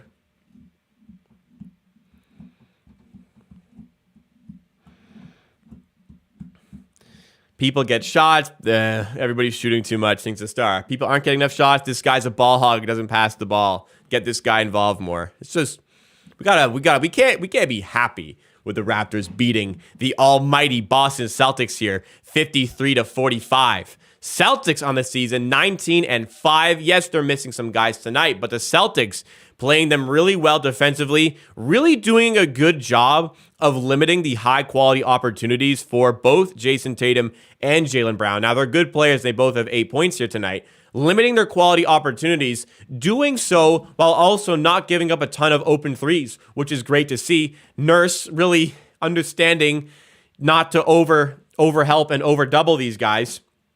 Trust your defenders, especially when it's OG Anunoby, the best defender in the league at the moment, in my opinion, on top, in that area with Smart, Giannis, and AD. But trust those guys, and so far, so good. This Celtics team, albeit Brogdon and Horford are important to that, are on pace to shatter the offensive rating record in NBA history. So limiting them so far to 45 points is a good sign, but that being said, they're as good of a team that they can just break out and start scoring at will here. They had a pretty sharp 9-0 run inside a minute earlier on, and we managed to come back. And here we are. Siakam's going to be heading to the line here to make it a double-digit lead for Toronto. We have a lot of bench points. I mean, staggering the bench, having Gary Trent on the bench is a big deal, I think. He has 8 points off the bench tonight. We'll go through the box for more. But like Gary Trent off the bench was an obvious answer that was right in front of their face the whole time that they just never went with. And it's helping this team. Granted, today, Gary Trent was supposed to start. And I think that I just think you just keep him in that role. Oh, well, Raptors also have some bench points tonight. So Gary Trent off the bench just changes the dynamic of this team in a lot of ways. Brogdon is out, yes. Let's see. Oh, man, I got roasted on some... Pollard and fucking Swift went off. Looking at my fantasy. Man, Pittman fucked me and Higbee fucked me. Gonna lose because of that. Anyways. I mean, they did double Tatum there, so I guess they are doubling a little bit too much sometimes, but picking it up on defense, it's more calculated than it has been.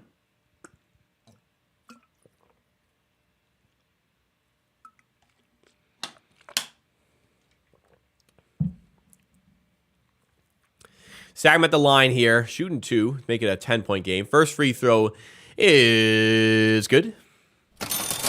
Second one coming up right now. It is 54-45 for the Raptors.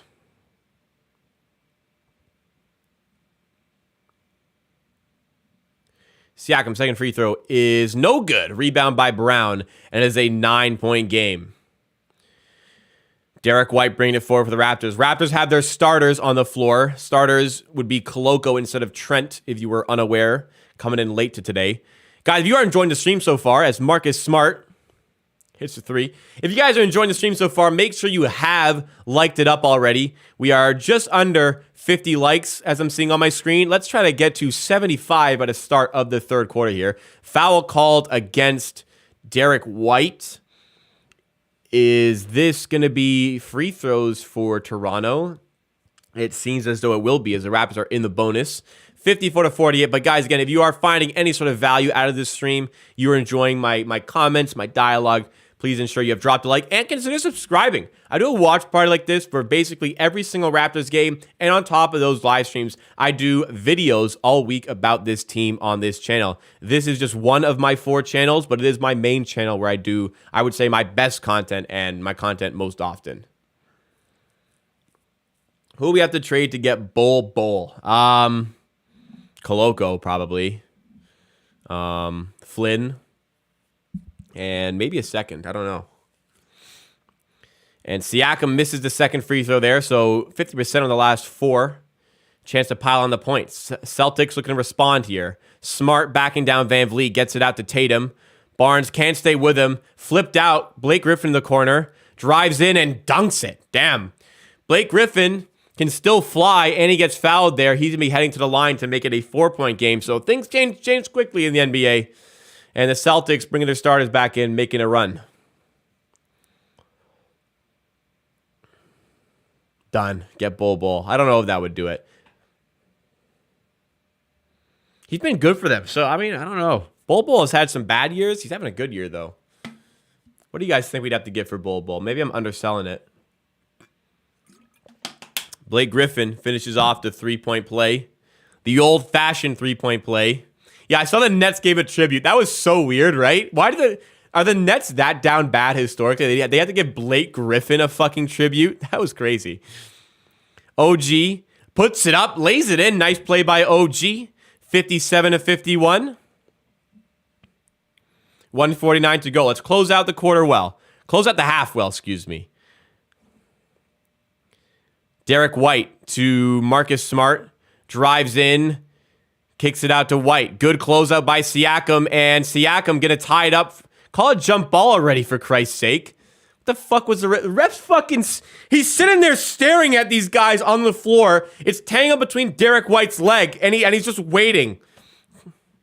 Call it already, man. Flynn pressures Trent 2 first for Shea. Okay, then what happened? What do you do when OKC hang up the phone? What do you do next?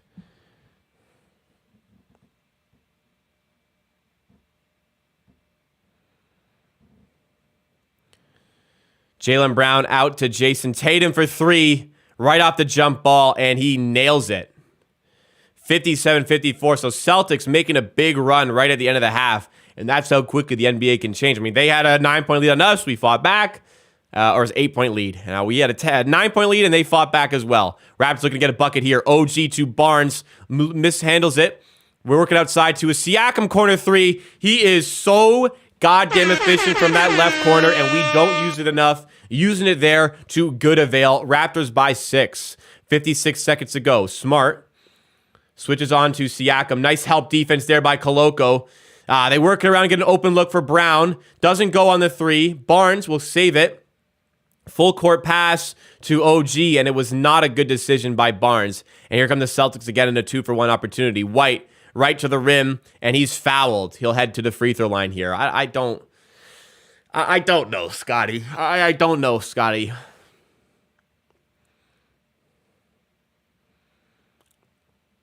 I think Trent does not get enough minutes, but I think it's more for the defensive stuff that Nurse hasn't liked. Although today I think it's been pretty good. Random YouTube question. Is anyone else annoyed by these Dr. Squatch soap commercials? I mean, as far as advertising goes, they do a pretty good job of selling their product online. Personally, I don't get many of them anymore. Most of my ads are betting sites, to be honest. I get a lot of betting ads.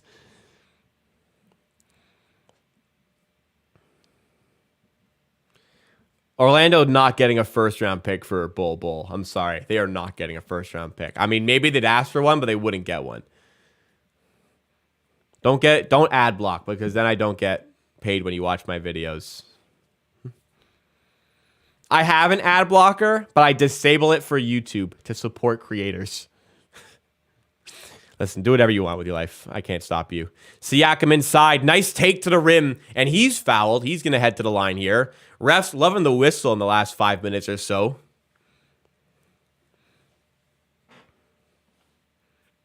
Thoughts on the Raptors midseason trade? I mean, I think one's bound to happen. It's a good team. We want to be competitive this season, continue to get better. It'll be interesting to see which direction they go with that trade. My God, if they get another two-way athletic forward, I'm going to lose my mind. Just get something we need, please. So far, I mean, Siakam versus Tatum. I would think Siakam's had the upper hand. Siakam's packing on the points. Tatum is going here, but not quite on the same level. Tatum's having a fine game, though. Siakam on 16. He's 5 for 8 from the field, 2 for 3 from 3. So Siakam's having an excellent game. My mistake. I called him at like 22 points pre-game. He's at 17, and it is not even halftime. Celtics have a 5.6 second 2-for-1 opportunity. They are not going to use it. They're going to use the clock. Raptors will get the ball back with time to look for a good shot here. Marcus Smart on the logo. Drives inside, has a lane, loses the handle briefly, kicks it out to Tatum, and it's an errant pass. It is out of bounds, and Raptors will finish off the half with the ball in their hands. 15.4 seconds to go. I mean, they should finish it with the ball in their hands. Gary Trent coming in maybe for a little bit of a three-point threat here. DeLon Wright, I mean, he signed, who did he sign for? He didn't sign for the Hawks, did he? Did he re-sign with the Hawks? Where is DeLon Wright now? I forget where he signed. I mean, I'd like him. Yeah, a good backup guard for sure. Siakam defended by Williams. They're going to give it to Siakam. Isolation was Smart to end the half. Siakam pulls up for 3. Doesn't go. Tatum rebound, and that will end the first half. Raptors, good half on both ends of the floor. They lead the Boston Celtics 62-56. We're going to cover it all in just a second here. We're going to go through overall my thoughts on the half, go through the box score, the team stats, everything that has made this game what it is so far when I come back from the bathroom. I'll be right back, guys. I have to piss. Bye-bye. Give me like 1 minute.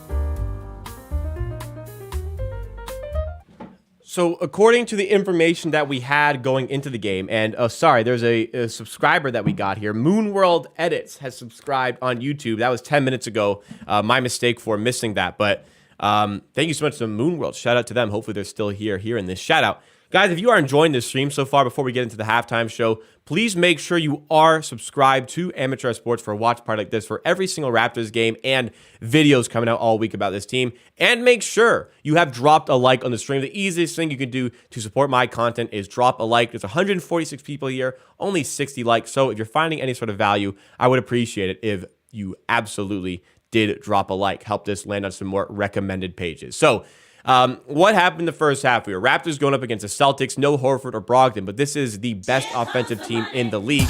As a tip comes in from Colin Boxbreaks. Thank you so much to Colin Boxbreaks for sending in the donation there. Really appreciate that.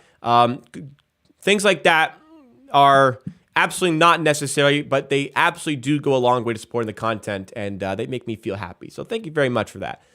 So what has gone well for the Raptors so far against the best offense in the NBA is that they've done a pretty good job of limiting Brown and Tatum. Now, that doesn't mean that we're stopping them completely from getting any points whatsoever, but we're limiting them. We're making life difficult. When they score, it's not easy points, which is what they would normally do. No problem, Colin. Appreciate it once again. We're not making it easy for them, which is good to see. OG has been a stud on defense again. In fact, he has 2 steals, which turned into 2 easy buckets for him, which is nice to see as well. And overall, starting Koloko was an interesting decision based on the information that we as general NBA viewers have. The Raptors made a decision very late in the day, right before the game, to start Christian Koloko instead of Gary Trent Jr. Maybe that had to do with the Celtics going with Blake Griffin from the start. I'm not so sure, but the Koloko was doing a good job of protecting the rim. His help defense was good. He's not fouling too much today. The Celtics overall are not really trying to challenge Koloko at the rim too much. I would say that's maybe something they should consider doing. But they're not really challenging Koloko a lot. They're kicking it out. And when they kick out, the Raptors are ready to follow up on shooters, take away three-point opportunities. So the Celtics, yeah, they're not shooting the 3-ball very well, but also the Raptors aren't really giving up many wide-open three-point opportunities. They're doing a very good job of closing out shooters today. I would say that's the biggest thing going well on defense. Offensively, we're really trying to get out in transition. We're getting an excellent game from Pascal Siakam. Wanted him to take on more of the offensive load from the first quarter. He is absolutely starting to do that. OG is quietly packing on the points here. We'll add in now into the statistical part of the game. Siakam, 5 for 9. He's 2 for 4 from 3, 17 points. He's playing well so far tonight. You're getting a good game from Koloko defensively. Doesn't need to be the guy on offense. OG, quietly, 5 for 11 with 11 points, doing his thing once again. Fred VanVleet, who some people had a meltdown over in the first quarter because he shot the ball 8 times, has just allowed other players to take more of the offensive load in the second quarter. Also only played 5 minutes in the second quarter. Barnes, quietly having a good game here. 3 for 5, 8 points, 5 rebounds, 2 assists. Yeah, the 3 turnovers are annoying. He's turning the ball over too much. 2 of those were on full court quarterback passes, but we're getting an improved version of Scottie Barnes, and you know what? The bench is actually chipping in and helping you win today as well. Thaddeus Young doing some good things, rebounding the ball well, 2 offensive rebounds. Boucher, the same, 2 offensive rebounds, 6 rebounds total. He's 2 for 4 from the field with 6 points. And even Gary Trent in that 6-man role, I believe he deserves more than 9 minutes here, but the Raptors clearly have a strategy with the main cast, and a lot of that is leaning on Koloko for his rim protection, which is working, so I understand, but I would like to see a bit more Gary Trent in the second half.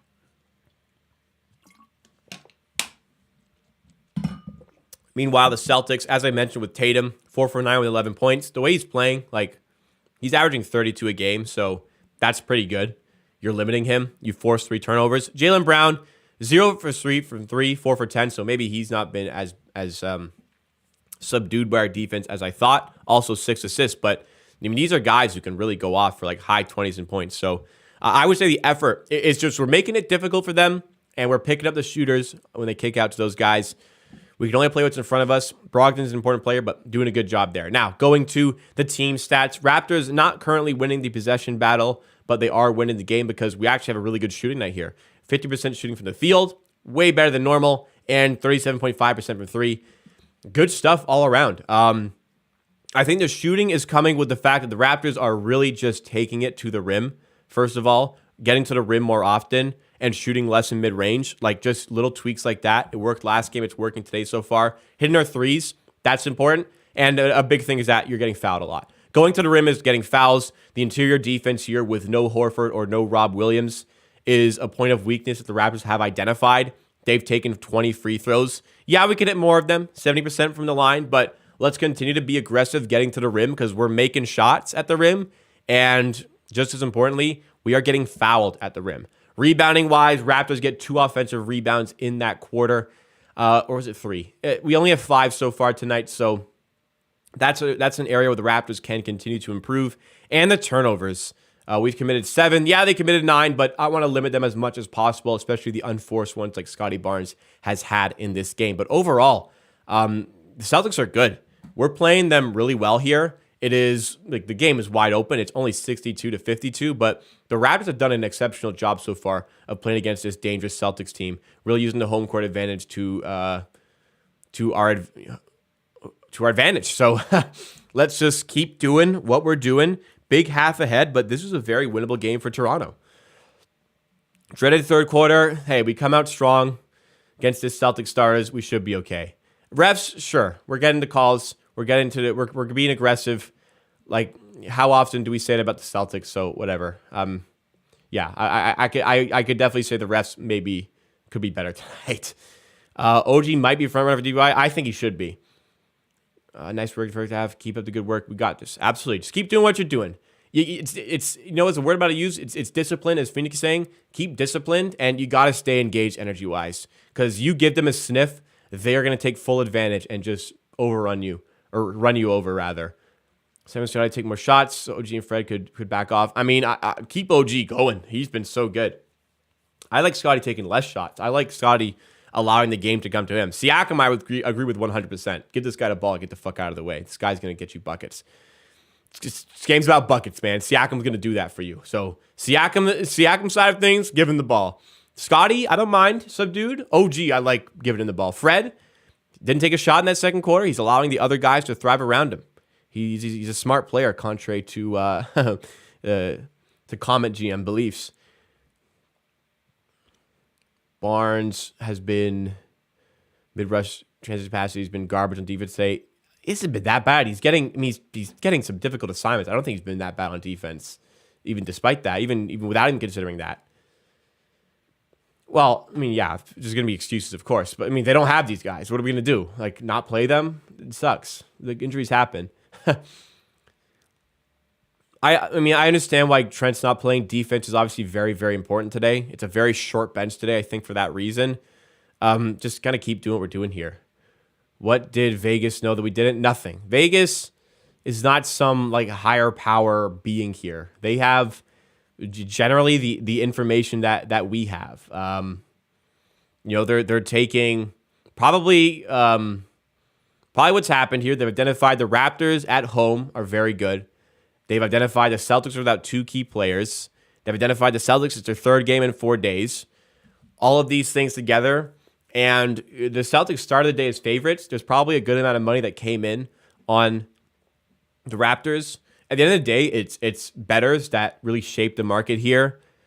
Sportsbooks will put out, this is how it works. Sportsbooks will, this is not opinion, this is fact. Sportsbook will put out opening lines. Generally, not a ton of thought goes into them. Sure, a little bit there, but it's usually just their odds maker just kind of saying, put it this. And then based on the action they see from winning bettors who play at their sportsbook, they'll usually shift the line based on that, like more sharper books like Pinnacle. And typically other books will adjust to that. It really is a bit of an adjustment to the way the market is seeing things. So if there's a huge influx of money coming to the Raptors, they likely shift it over that way. Or, I mean, sometimes they're just pretty comfortable to have it at the spot they have it at. But the wide consensus here is that the Celtics were very slight favorites going in. Numbers are great, but they still have to. What are we talking about? I hope you're not talking about me. I don't think you are. Anyone know why we let Yuta Watanabe go? Because he had 2 full seasons to make a meaningful impact and earn a rotation spot and never did. He was not good enough. He was not that good on defense, and he was nowhere near good enough of a three-point shooter to justify the fact that he had no other utility on offense. There you go. Now you know. Nothing stopping Tatum from going after 30. There's a guy named OG Anunoby. Derek White and Grant Williams is food for Pascal. Yeah, been known this. Hey, it's a tight game. 6 points ain't nothing. They hit a 3 all of a sudden. It's a one-possession game. It's likely a factor on the back-to-back. It's the home thing. But I personally was a little bit surprised to see the Raptors as the favorites. I would not have them as the favorites, but the wide consensus was that. So trying to make sense of it, that's likely what's happening.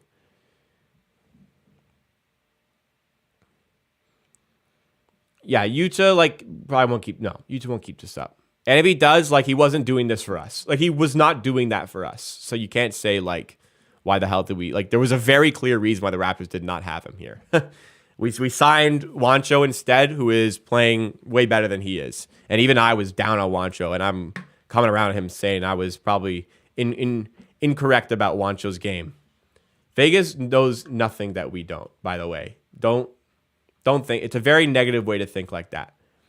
It's very easy for an average Joe like you and me to just do our research and have all the information that they have. You work hard, study lines, study betting. They don't know more than you do. You can thank Raptors development for Utah's game. I mean, maybe certain things, but I definitely don't think it was a good future with us. Probably best for both parties to part ways. It is what it is. I mean, for AD, I think if the Celtics finish with mid-60s in wins, which they absolutely could, then you'd be pretty... And Tatum's playing like this, you'd take some convincing to get me off of Tatum MVP. If the Lakers top 4 seed and AD's playing like this, the way he's playing the last 2 weeks, then I think maybe you can consider him. I mean, he's in the MVP conversation. I'm not going to deny that. Personally, my top pick for MVP is Jayson Tatum at the moment. But it's very close with him, Booker, Curry, Giannis, Luka, and AD. Yeah, I'm not denying. He's been going fucking ham right now. Absolutely. It's staying healthy is a big thing there. But I think what's been important about this stretch is that AD playing like this has made the game easier for LeBron because less focus on him. I think that's a big thing. And I think it helps them convince the front office to trade those picks to bring in more assets to help out that team. So this is a vital stretch for the Lakers here because they're actually getting back into some sort of playoff contention. So that puts pressure on the front office to make a trade. It gets the best out of LeBron. It gets the best. I mean, AD playing like this, he just decided he's good at basketball again. And you're getting really good output out of Russell Westbrook, which is a big deal for sure. I mean, AD has had whole years where he has played like this. Back in the New Orleans days, this guy was freaking nature. Dominant. It was at some point, he got to win an MVP in his career. He's just that good at basketball.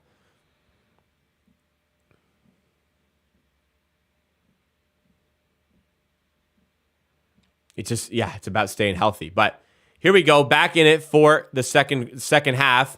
Tatum starts off the half as the broadcast cuts in late. Starts off the half with a miss on a mid-range jumper. Siakam going forward himself and putting in the 2 there. Siakam was the best player on the floor in the first half, and he starts off where he left off there. We'll see if that trend continues. And if it does, the Raptors have a good chance of success tonight. Derek White steps inside, and the Celtics swing it back outside now. Brown in the paint, goes past the contact and lays it in and one on Koloko. So attacking Koloko there, I said a point of weakness that the Celtics could exploit is just taking it into contact on Koloko. And Koloko, that's a hard one, but that is a foul, and Brown will head to the line there. Raptors trade Malkai. I mean, yeah, if you can get something, sure, why not?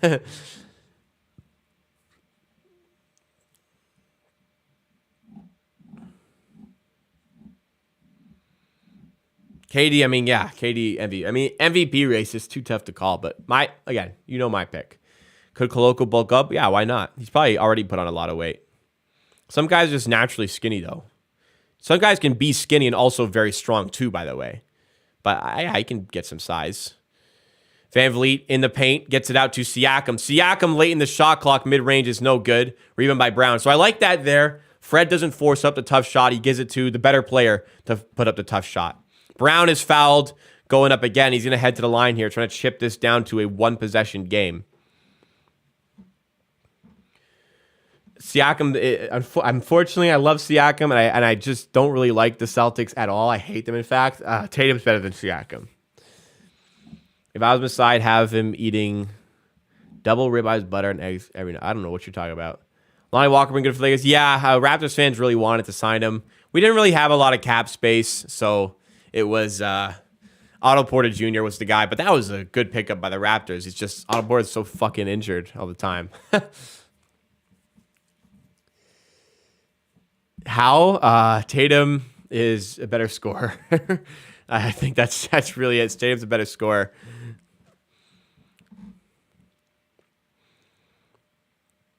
Not that Siakam's not a good one. It's just Tatum's been the better player this season. Tatum's been arguably the best player in the NBA this season. Marcus Smart gives it to Tatum. Now to Smart, excuse me. Derek White on the outside. Steps inside, takes a mid-range jumper, and it spills out. 4-point game. I'm sure of it. So that's whatever. That's my opinion. Siakam has OG. OG drives inside, goes up with the right hand, and somehow puts it away there. Great play there by OG. Siakam might be the better two-way. You'd be surprised the step Tatum's taken on defense this season.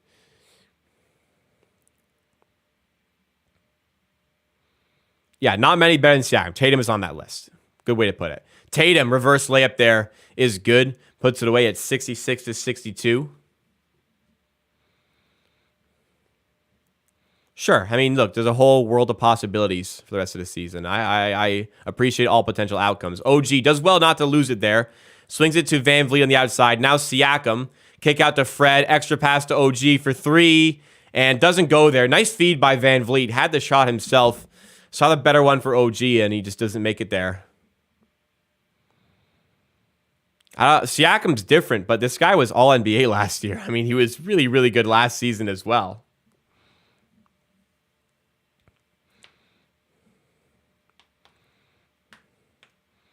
I think it's important to recognize that when guys are struggling, not doing things, it's important to recognize still the abilities that they have despite things that aren't going their way at specific times. Like Scottie Barnes right now.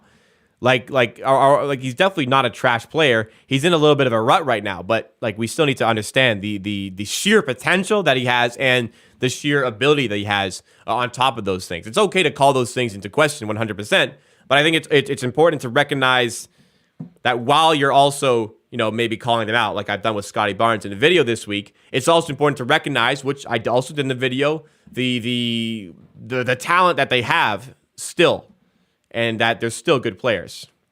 I mean, he's unreal right now. I agree. It's sensational. It's been nothing short of sensational this season, for sure. OG in the corner.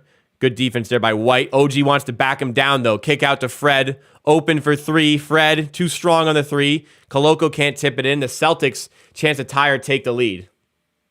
Oh, he's smashing the ceiling again. Like, how many times has he done it, right?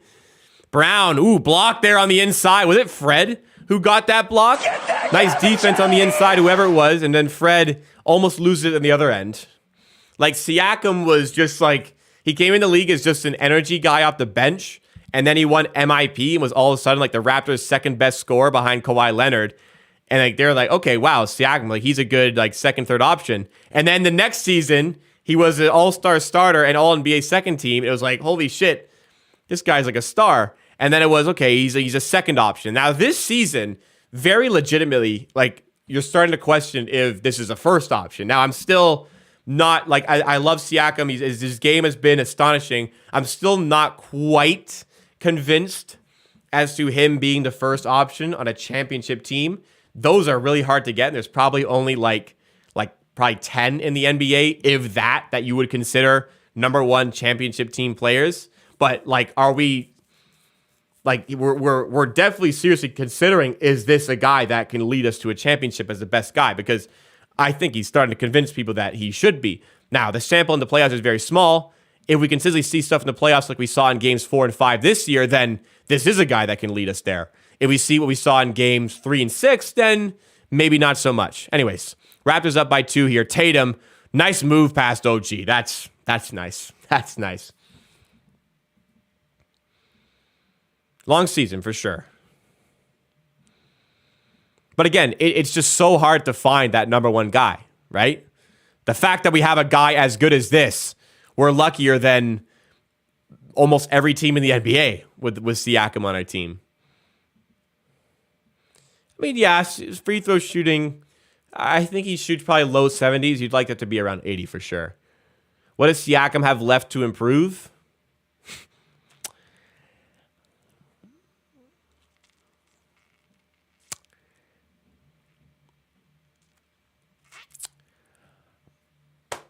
Honestly, I can't answer that. I think he does everything at such an outstanding level. What does Siakam finish? Absolutely. Last season was proof from the All-Star game onward. The closing strategy for the Raptors was give the ball to Siakam and get the fuck out of his way. Free throw shooting, sure. It's not like it's bad though. It's fine. It's just not good. It's not great. It's acceptable. It's B. It's a B.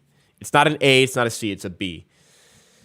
That is a little bit nip, but yeah, that's an area where if we have to improve somewhere.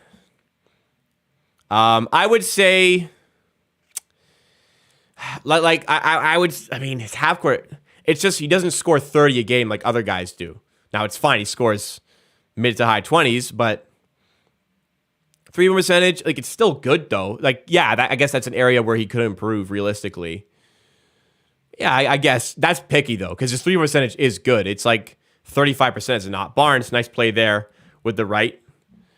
Puts it in, puts the Raptors back in the lead. I think, and this is more the Raptors side of things. He's a very good catch and shoot 3-point shooter from the left corner, and we don't really use it enough. He's very, very efficient from the left side corner. So I think the Raptors should do a better job of trying to get him looks off ball as well as on ball. And I think in general, he should just shoot the ball more. Like the Raptors should play more sets for him. Tatum for 3 there, and he's really coming alive in this quarter now. Like Siakam's just clearly the best player on this team. So treat him like a superstar, like you would a Giannis or a Doncic, giving them all these possessions. Fred, working on Derek White, mid-range step back. That's not a good shot, Fred. Why are you shooting that, Fred? More ball. I mean, he is though. Like he does these things. He's somebody who can average near a triple-double.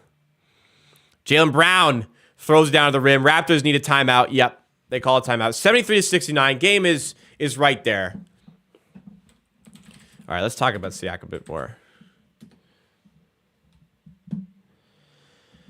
All right, let's see. So 24.5, like the volume could increase. Like he's shooting 17.5 a game. That's less than last season. Like how much does Jayson Tatum shoot in a game? You know what he has to do more? He needs to get to the line more often. Jayson Tatum shoots 21 times a game. The Celtics are the best team in the league, and he shoots 21 times a game. Can Siakam score that much, shooting that much? Like, I don't see why not. Efficient, can he shoot that? I mean, Jayson Tatum's having an unreal year right now. But, like, 35 and 49, I don't mind ticking this down to, like, shoot it 33.5 here and shoot it 48.5 here and just take 3 more shots a game. Like, he's very clearly your best offensive player. You're by far your best half-court player. Like, just lean on him even more than you already do. Free throw attempts, he takes 7.4 a game. So he has upped that. Tatum's taken 8.4. And I think that's just because of the volume of shooting opportunities. Like, can he sustain this efficiency while shooting 3 more times a game? That would be, like, if you want to ascend to that superstar status, like really ascend that superstar status, then that's probably something that you'd have to do. 3%, I mean, it's not like 76% is bad. Like 76% is good. That's just off like what you want in 80, but that is fine. That's like more than fine. Like, you gotta be nitpicky with a guy as good as him, but I think volume-wise, just getting to that next level as a scorer is all about volume. Fred, how many shots does Fred have? Fred has, he's 2 for 11. Man, this guy cannot shoot right now. Doing good things defensively, and it's not like he's making the team worse. He is tonight. Jesus Christ. He's fucking minus 12 tonight, so okay, clearly not going well there. Minus 9 for Siakam. That's strange considering how good his numbers are. Yeah, we got to get Fred going from a scoring standpoint. The defense is there, but you just need him to score again. And definitely a little bit of a slump here. He's not a bad player. He needs to get going for sure offensively. You're playing better without Fred because we're playing their bench, which is thinner than normal today when Fred's not on the floor. But I'm not saying he's been good on offense today. Very mid, I say very less than mid last 5 games.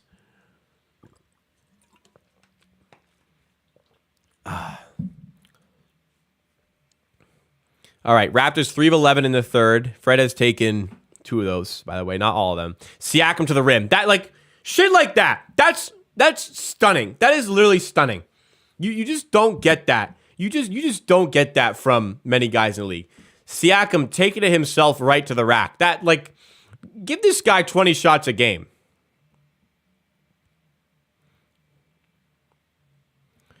Derek White on the outside. Looking to pick out a matchup here. Raptors playing good defense. Koloko has switched on to Tatum. I'm scared. Tatum step back 3.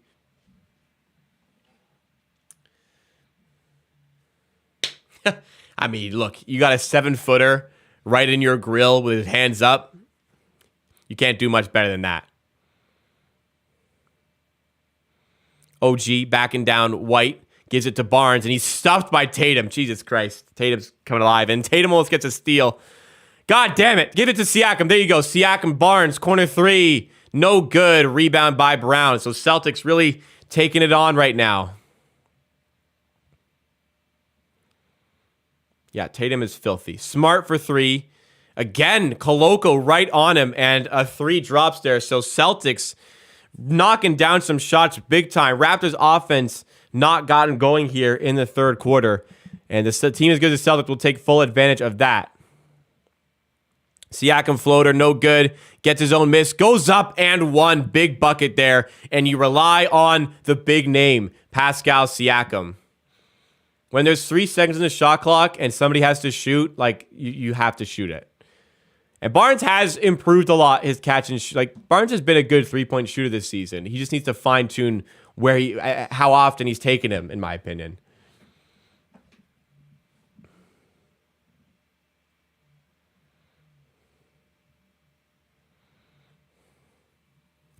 Well, look, I mean, the Celtics were up 8, and then we came back. We were up 9, and they came back, and then they're up 8 there. And it's hopefully we can come back. It's 2 good teams.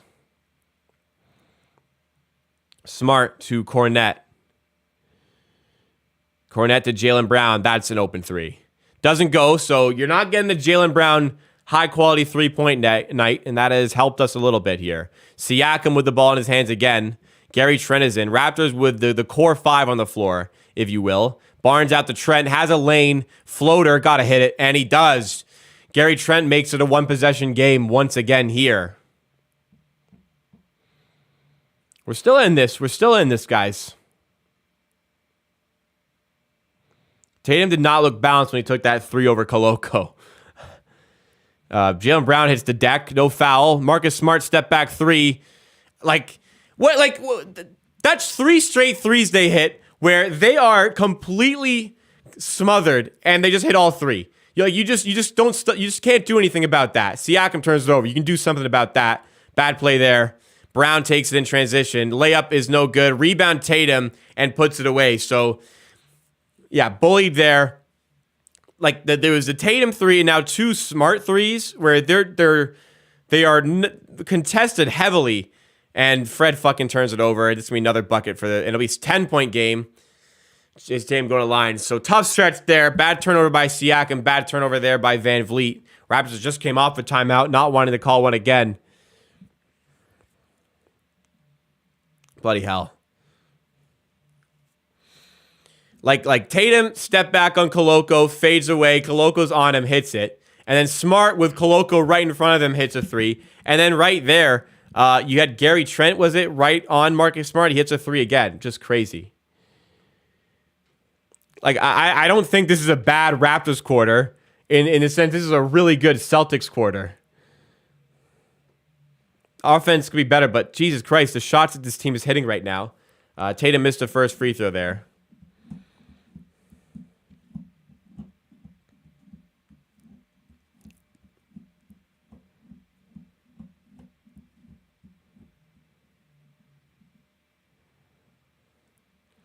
Tatum at the line gets the second free throw, so it's a 9-point game. This is their largest lead. Our largest lead is also 9. Super chat comes in here from MSJ. Thank you so much for the super chat. Consistent super chatter, MSJ. We thank you. I thank you and appreciate that very much. It's absolutely not necessary, but I'm always grateful for the extra support that helps with the content. So shout out MSJ, everybody. Siakam at the rim. Can't get it to go on the spin. And Raptors really need to get a stop here. Celtics in the zone on offense. Tatum, timeout to make, I'd say. Tatum drives inside and a blocking foul called against Boucher. He's going to head to the line. 3:02 to go in the third. Celtics starting to run away with this one. Getting some huge shots and just smothering us on defense.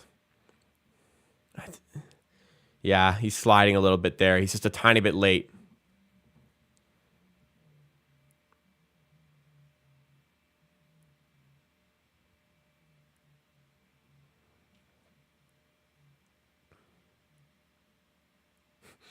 Sound the fucking alarms. The Raptors are losing a game to the best team in the NBA.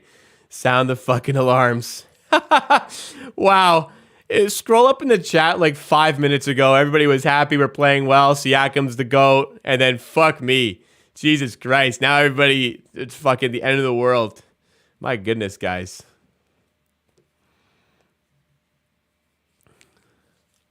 Oh my God. You guys switch up so quick.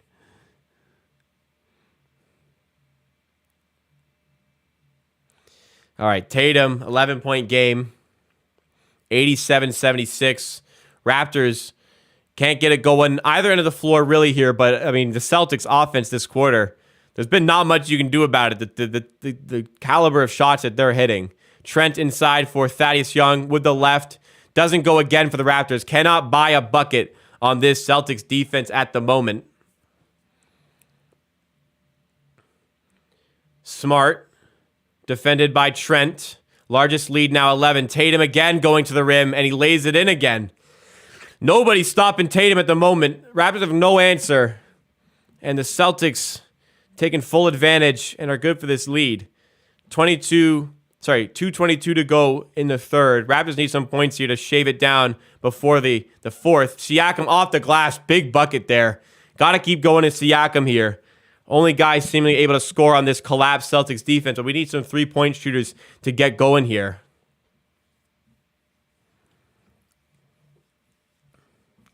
Gonna need Gary or Fred, I'd say, to really start hitting some shots here.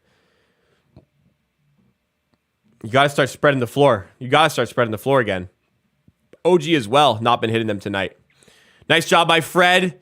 Almost getting that steal. Raptors can't quite come up with it. Fred does a good job there. Cornette for three. No good. Rebound by Boucher. Raptors get a stop finally. Chance to take it the other way and chip into the lead here. Down by 11. Late third. Siakam on Hauser. Just ISO this. Get out of the way. Siakam doubled by Tatum. Gets it to Boucher. This is a bad set. This is not going well. Boucher, handoff to Siakam. Siakam's going to have to shoot this. Going at Cornette. Turn around with the right. No good. And here comes the Celtics the other way. That was just a bad set. It's just Boucher got stuck with it. It was a little bit too static. They couldn't get the ball to anybody there.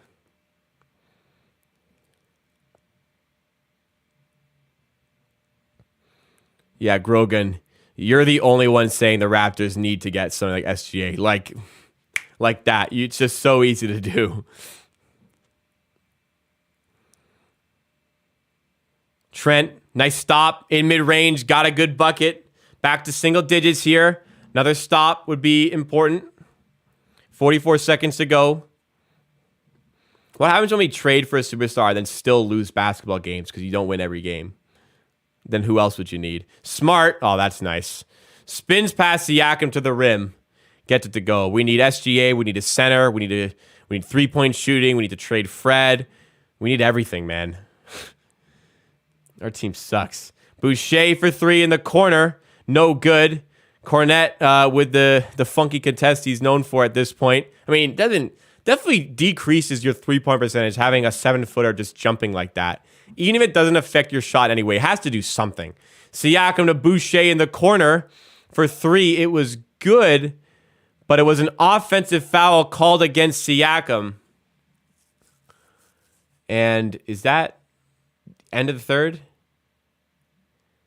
Timeout on the floor, right at the end of the third quarter here. So Celtics had a big stretch where they just hit some ridiculous shots, and Raptors have not quite been able to overcome that at the moment. Celtics have really kicked into gear on both offense and on defense. Tatum himself, who we said at halftime could explode at any instant, has 17 points in the quarter alone, has taken over this game. He's 10 for 18 from the field.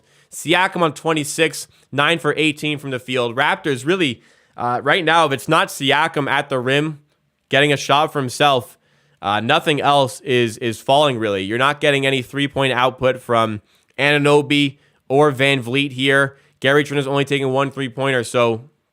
Oh, he challenged it. Okay. Makes sense. You're not getting any output from three from Fred, really, at all from Fred, really anything from OG, and Gary Trent just not really shooting enough. That's going to be the big thing that really unlocks this defense here. Celtics' interior defense has been stellar even without Al Horford and Robert Williams available to play. So they're bunkering down. They're daring us to get some points here. And if it's not coming from Siakam, there's not really any other guy who's able to get their own shot right now. So Fred, Gary Trent, OG need to step up in the three-point department, I'd say, as we go into the next quarter here. 9 seconds ago, a timeout has been called. Or a challenge has been called here. We'll see how all this is coming up. It's concerning third quarters.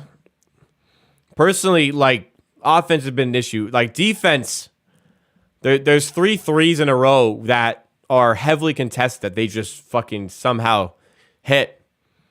And they have just all of a sudden come around in this game. If we were to trade this player, that player, when they're having a bad game, we'd get less value. Yep. So that's why every time there's you have to trade this guy, like for who? Who will you get for this guy? Are you going to get good value for this player? Is going to make your team better by getting this player? Or are you better off trying to play through a guy's slump and getting him to the next level? Colin Kaepernick's at this game? What the fuck is he doing here? So, and the common response to me saying, who do you trade him for, is trade him for nothing or better off just not having him at all, which is obviously not true at all. But yeah, of course, just because you don't have to back up your points with anything because you're just typing a comment behind a random name.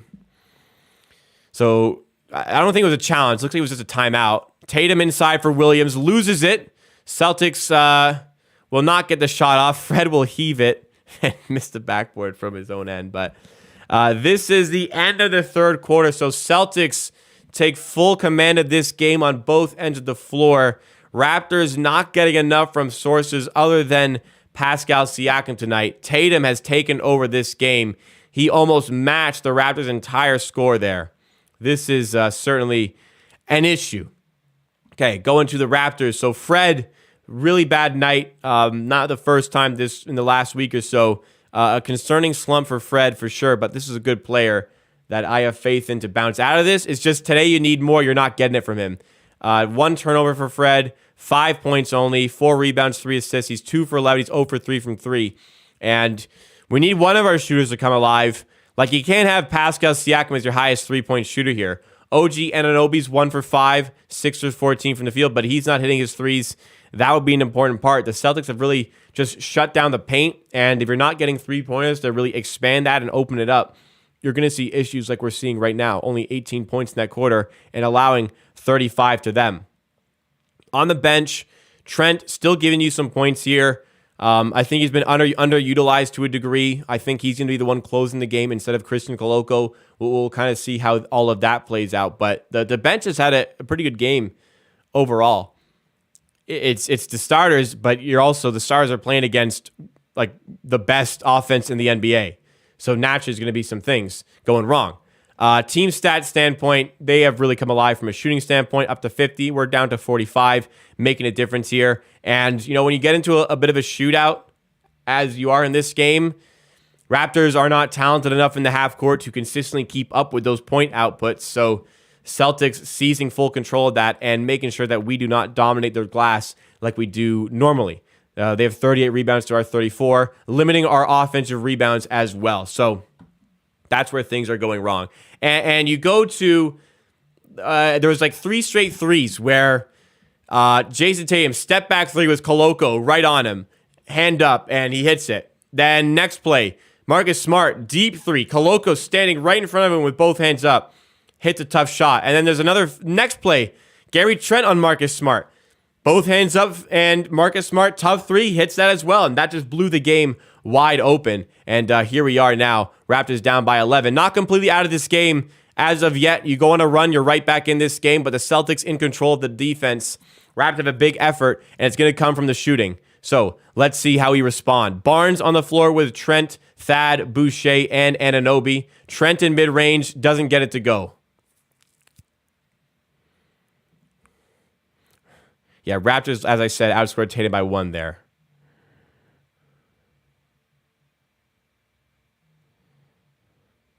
Derek White inside to Cornette, who puts it in at the rim. 13-point game, equal to the largest lead for Boston.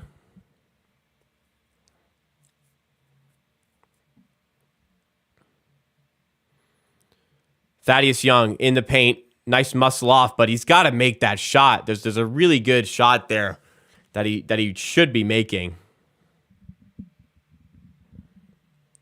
93-80 for the Celtics. Blew the game wide open in the third. There's no way somebody just said, I think Jeff Dowden fixes this. That's crazy.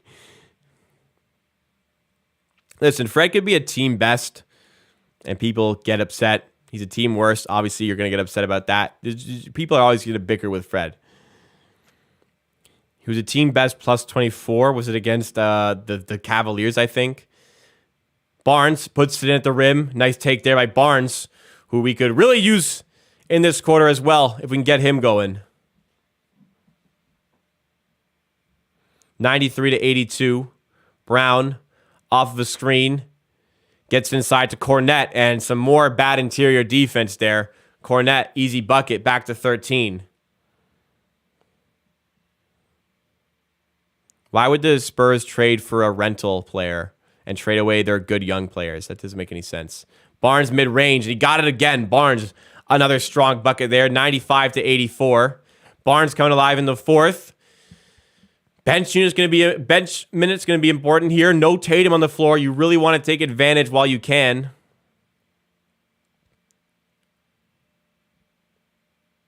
Jaylen Brown for 3. Has space. Doesn't go. Rebound Hauser. So you finally get a stop.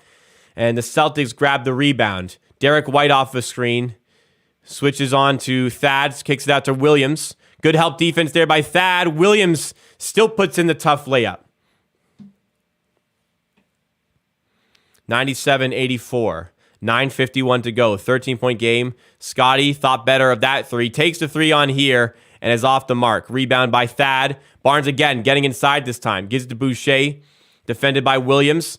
Feeds it to Barnes, who's fouled. And they don't count the basket, but he will be heading to the line here to shoot 2, I believe. Got fouled on the first layup for sure. It was a late whistle.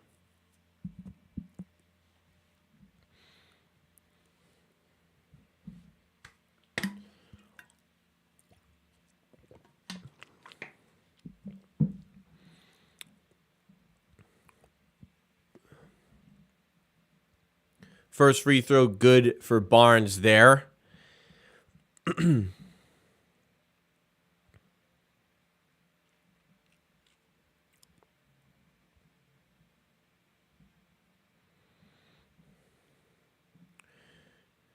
Holy shit.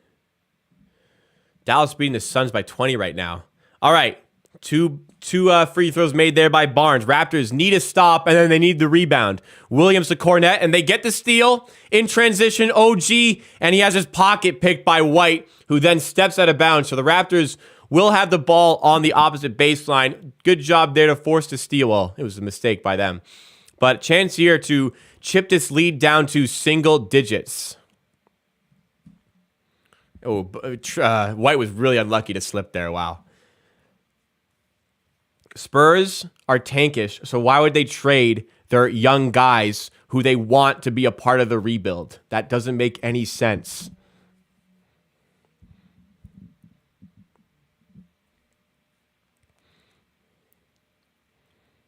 And also, they're doing a fine job of tanking right now. They've won one of their last 17 games. Thad going up. He's blocked by Cornet and misses the layup. Boucher tips it in. Man, Thad can't hit a bucket right now.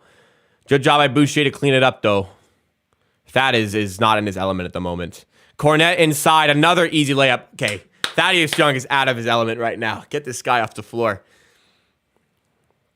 99-88. Celtics bench keeping them afloat right now.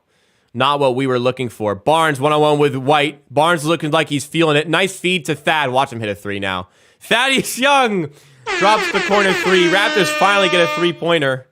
Did they go the entire third quarter without a three-pointer? I think they might have. 99-91. Williams in the corner. Thad after I roast him. It's a fucking three. Brown inside. OG. Good defense. Tough bucket by Brown. Man, we are really, really dialed in on defense. We just can't get the stop. Celtics, we were dialed on defense there. They've had some easy buckets. Like Cornet is getting easy points. OG inside. And a big flop by Brown, and they fall for that. Jesus Christ. 101-91. Not completely dead yet, but, Jaylen Brown flopped there.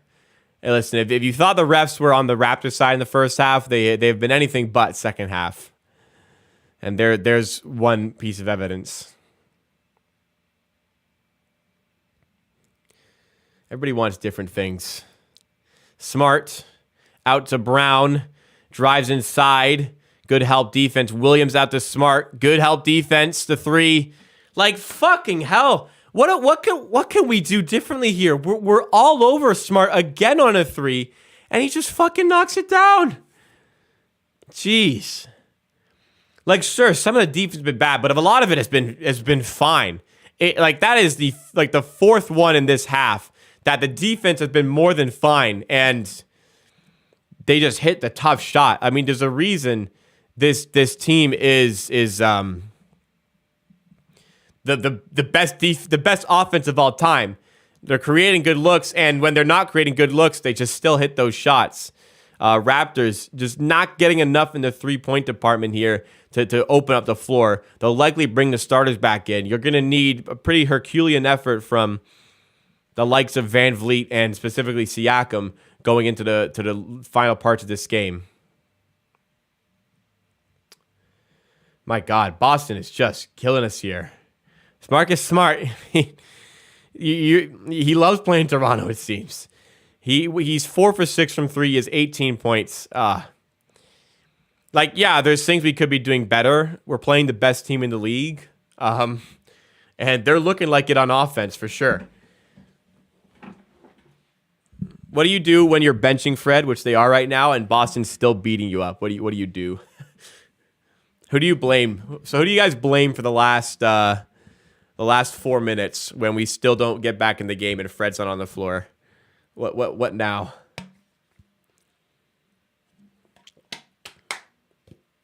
Fred needs that. You know what? If Fred had a kid, we wouldn't be in this problem. That's for sure.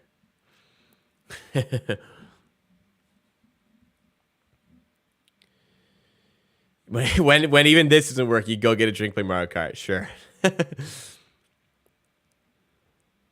We need a scapegoat for sure. I mean, I've never been one to just pick out a scapegoat, but Fred's the easy target at the moment. So next week it'll be somebody else, but we'll see. For this week it's Fred. Early in the season it was OG, then it was Siakam, then it was Barnes. It was never Siakam. Then it was Barnes. Now it's Fred. I mean, no surprises. No surprises here. Raptors are playing the best team in the NBA today, by the way, if you guys don't know. All right, dialing in. Last 7:55 here. Raptors need a big effort of any chance here. Down by 13. Celtics have just taken over this game in the second half. It's Adam's fault. If we had Lowry, you think we'd be losing like this? No chance. You know what killed momentum? Jayson Tatum. 17 points in the second half. Or in this third quarter alone. You think Fred's overpaid? Let me introduce you to $29 million Kyle Lowry. Good bucket there by the Raptors.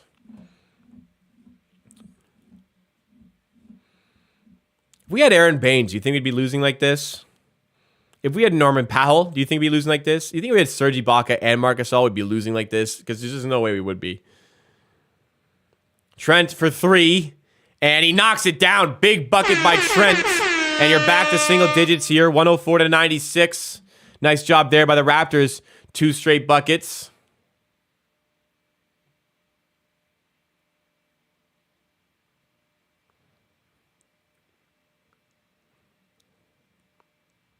It's going to be crazy if the Raptors win this game and we can't blame anybody and all of a sudden I can just go back to these. Probably not going to win, but we're in it now. Down 8. Don't make it 11. Of course, they do. Contested 3 again. Just bam. You're right in his face. They're drilling their shots, man. Siakam backing down Grant Williams. Outside to Fred. Now Siakam again. Attacking the paint. Nice feed to Barnes, who lays it in. Back to single digits here. 6:22 to go. 107-98.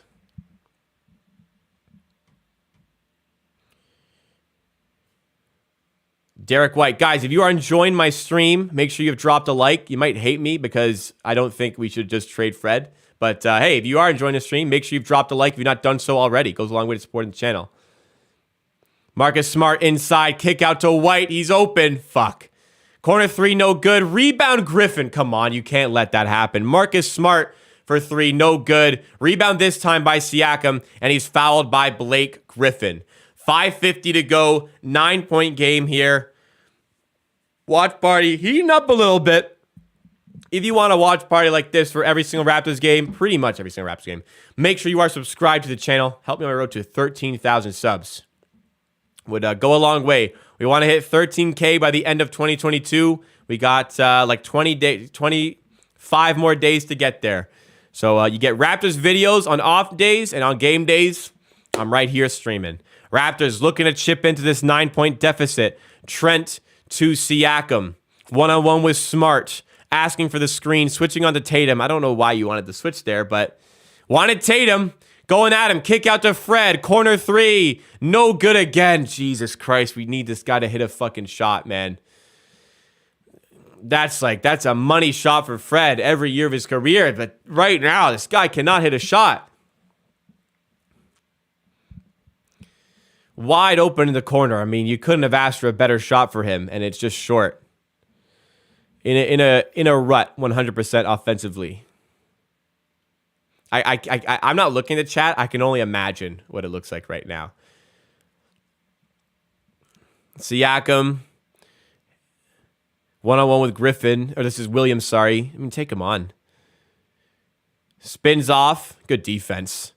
Goes up with the right. No good there. Should have passed, but I mean, I can get why he just wants to take the shot himself when you're Pascal, Siakam, and the guys on your team aren't doing it. Well, I mean, Trent and Barnes have come alive. What am I saying? Probably should have passed that. Brown pushes off there, maybe. And one. Oh my God. I mean, like, guys, like, you have to understand how good this Celtics team is playing right now. Like, sure, there's Fred, who obviously is having a horrible game. Some of the shots, this is just fucking foolish.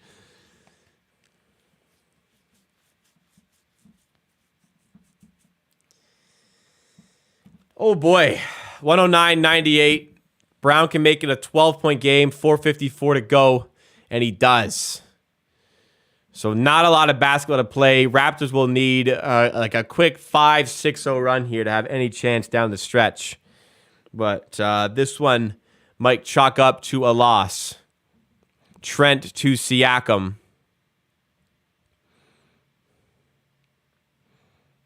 Siakam gets it to Fred. He shoots another three. This one is good. Fred VanVleet. First three of the game, finally. And it's a 9-point game. Fred now 3 for 13. So not been his night, but a maybe important bucket there. Tatum misses the layup. Raptors looking to get going in transition, starting with VanVleet. Defended by Smart. 9-point game. Fred to Siakam. In mid-range, has space. Well short on the jumper. Siakam's second half been a little bit more quiet. And a foul call. How is that a foul? Jaylen Brown hits the deck. It looked like a steal for the Raptors, but just... I mean, we'll see on the replay here. It didn't look like in real time a foul. Let's see the better angle here.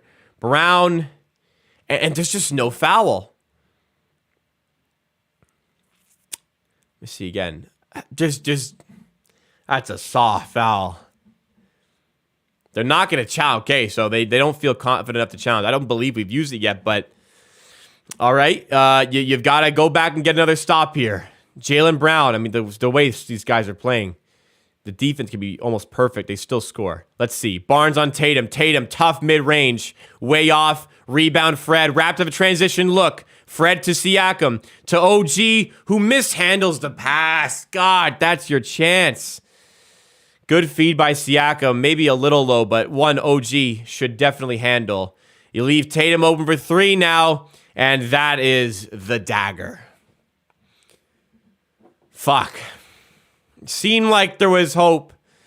You can make it a 7-point game, and instead, back up to 12. That stings. And you just get caught in transition. Tatum is open for three, and I think that is the nail in the Raptors' coffin over there. Listen, you come up against the best team in the league. They're going to punish your cold stretches. It's exactly what they did in the third quarter. Raptors couldn't find a bucket. Not like Fred had a good game, but not like it was just him who went a little bit cold. Celtics defense just started to clog up the paint. They made Siakam really, really work for all of his points, which slowed down slightly in the second half, and he had not really many other guys bailing him out in the three-point department to open up the floor. Fred, one of them for sure. OG, another one. Trent, I felt underutilized in that third quarter when you're really trying to unlock that Celtics defense. Having a floor spacer, shot creator like Trent, who has had some outstanding games in the last week or so. But, I mean, overall, the defense, some stuff could have been better. Some of the shots, though, you're playing you're playing quite possibly the greatest offense of all time, and that's not even an exaggeration. So they make you pay. Luis Prioli. So good they named him twice. Thank you so much for subscribing. Welcome to the Amateur Hour Army. Again, really appreciate that. If you guys want a watch party for every Raptors game and videos on top of that about this team, make sure you are supporting the channel like Luis by subscribing. Also, by the way, guys, if you've not done so already, please make sure you have dropped a like on the stream. Game not going as we wanted, but if you want to support the channel, support what I do, the easiest thing you can do is drop a like. We're 13 likes away now from 100. I see that 87 coming in there. 13 likes away. Let's try to get to 100. And stick around after the game for the post-game show here. And there's going to be a lot of thoughts from myself on this game, as it looks like the Raptors will come down with a loss. Like, I'm not looking at the comments because they're frankly going to make me lose my shit. We're playing the best team in the NBA. We're playing sure, they're missing guys. This is statistically the greatest offense. This is on pace to be the greatest offensive team of all time by a long shot. Like, not like by a little. They are on pace to be by far and away the greatest offensive team of all time. And they've also, since November 14th, been a top 6, maybe top 3 defense. Like, this is a good team. 3:23 to go. Raptors, I mean, they ain't going to give up. Can they make it interesting? Trent for 3. This could do something. And Trent, another 3. Keeping the Raptors with a little speck of hope here. If they can get another stop, then maybe things become a bit more interesting. But getting that stop has been a tall task in this second half. Marcus Smart, defended by Van Vliet. Good defense here. Smart on the logo, driving at Fred now. Tough 3 here. This time he finally misses a 3. Raptors rebound, down 9. Siakam to Trent. I mean, should we just give Trent a 3? Trent taking it to the glass. Oh, and he blew the layup. Wow. What an opportunity there. Trent, who's had a good game. Fuck. There have been 2 of those. Trent, I mean, you got to make that. And OG mishandles a pass like a minute ago. Wow. What a chance there. Jayson Tatum for 3. No good. Rebound, tip to Barnes. Raptors still staying, giving themselves a chance. Down 9. Barnes, one-on-one with Williams. Spins to the rim and 1. So if Barnes can connect, it's all of a sudden a 2-possession game out of nowhere. So Celtics, I mean, in the driver's seat here, a little bit more nervous now. Great job, Scottie. Look, being aggressive, going to the rim, using his size well. It's what we've been waiting to see from Barnes, and we're getting more of it tonight. We got a lot of it against Orlando. Barnes, the line, hits the free throw. So 6-point game. Not quite in the books just yet. 2:10 to go. Celtics going to use the full clock. Raptors are in the bonus. Core 5 on the floor. OG one-on-one with Brown. Using up the clock. Gets it to Tatum. Handoff. No problem. Switch Barnes onto him. Almost a steal. Brown. Turnaround jumper. Really got Scottie to bite. No good. Rebound Siakam. Raptors still in the game. Van Vliet for 3. Just doesn't go. Fuck. I mean, he had to shoot that.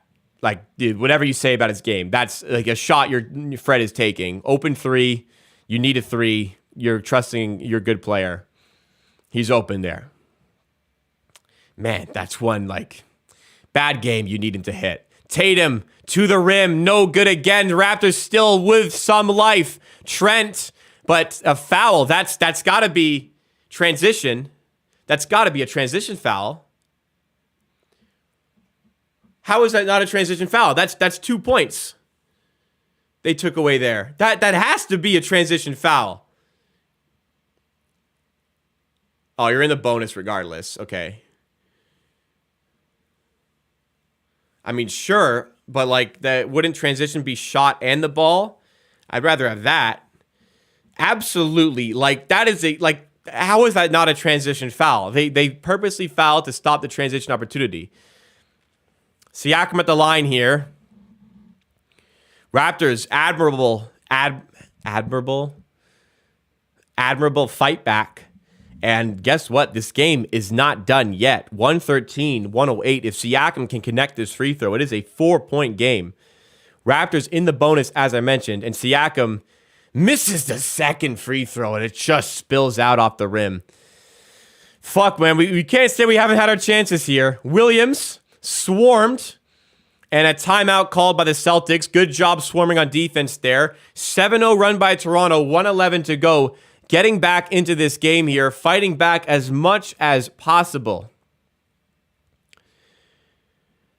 And this game ain't done. Over a minute to go, you get a stop. It's a 2-possession game, and it's a 1-possession game on any make. But that Trent layup was there. The OG layup where he mishandles the pass.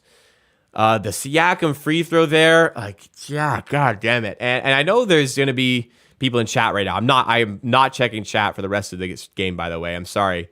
If you're out there and you're like trying to have fun and not be too reactionary, I'm sorry that there's other people ruining it for you. But like I'm not dealing with it right now. Raptors fighting back into this game well, though. Still a glimmer of hope. Down by 5. They have the ball. You get a stop and any make, and it's a one-possession game. This game is going down to the wire at the moment.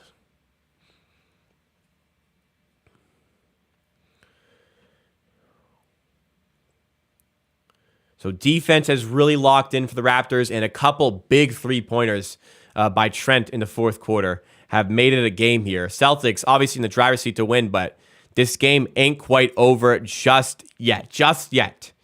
Tatum will inbound. Celtics will have drawn up a play. We're in the bonus with 2 timeouts. We have a foul to give, and they have 1 timeout remaining. Smart, dribbling full court, switches on to OG. They got the switch they were looking for. Tatum gives it inside to Brown, and Raptors get the steal. In transition now. Barnes to OG.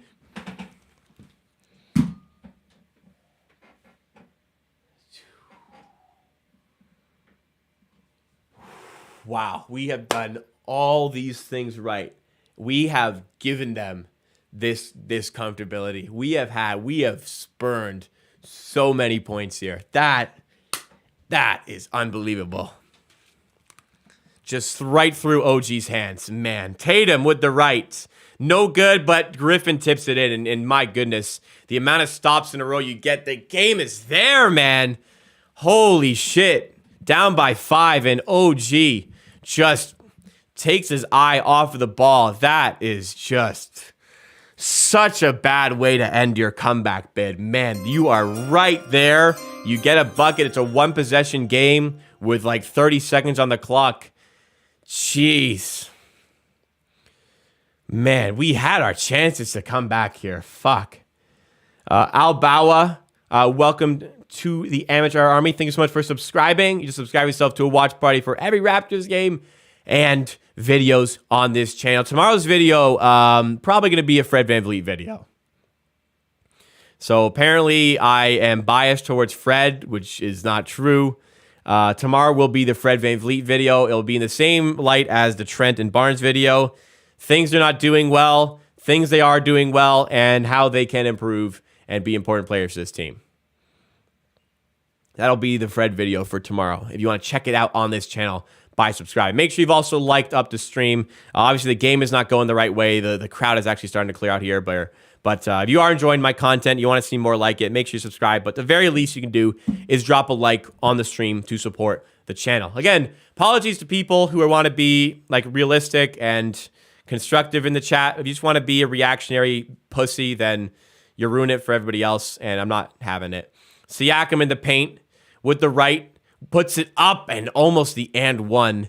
He does get fouled, so he's heading to the line here. Late in the game, we've had a missed free throw. We've had OG dropping 2 passes to turning it over. We've had Trent burning a wide open layup. I mean, you've had a good game here. Fuck. Little things, man. Little things that the biggest and best teams are going to punish you on. Relax with me. Couldn't have had a better name. Subscribe. Thank you so much. Welcome to the Amateur Army. Thank you so much for subscribing. You just subscribe yourself to a watch party for every Raptors game, virtually every Raptors game. On top of that, you have subscribed yourself to videos all week about this team. I try to do a watch party when there's a game, and when there's not a game, I do a video. This is one of my 4 channels. My other channels are Amateur Hour TV, Amateur Hour Clips, and Amateur Hour Bets. TV and clips more commonly posted on, if you want to go check out there. Sports is by far the most posted on, though. Jayson Tatum fouled in transition. Raptors had a foul to give. Adam Brown, thank you so much for subscribing. Welcome to the Amateur Army. There was a commenter treating this game as a measuring stick and saying this is a yikes game on that measuring stick. I don't call a game against the best team in the league where you lose by a short amount of points. I don't call that a yikes sort of game as far as the measuring stick goes. I think you stacked up quite well here. And look, you get any sort of game from Fred, and some of those bounces or some of those individual mistakes get corrected in the fourth. Like, all of a sudden, you win this game. Like, there's 2 fumbled OG passes. There's the Trent layup. And then Fred, like, literally doing nothing for you offensively all game. Like, any of those, like, you get any game from Fred here, this is a different game. You just get Fred on another horrible night offensively. And you get those big plays late, and you're right in this game, man. The defense was really cooking late. The defense was really dialed in late. Blake Griffin at the line. It's a 6-point game. He hits this. It'll be a 3-possession game. I mean, you know we ain't just going to let them have that. But Blake Griffin to make it 7 and ultimately ice it. And he does not. Barnes grabs the rebound, and Nurse calls a timeout. So, I mean, look, you've seen crazy things like this happen. Very, very unlikely, but timeout called. Raptor is going to be looking for a 3 here. Hopefully it's in the hands of Gary Trent Jr. You get Gary Trent to hit a 3. You look for a steal, and you pray. You look for a 3 and pray. That's what we're going to be trying to do at this present point here. But it's looking bleak. I'll remind you, this is the best team in the league. The best offense of all time at the moment. Sure, missing Brogdon and Horford. Yeah, they're probably going to make that team even better. But some things don't go your way. You don't get a good game from Van Vliet. This is not the end of the world.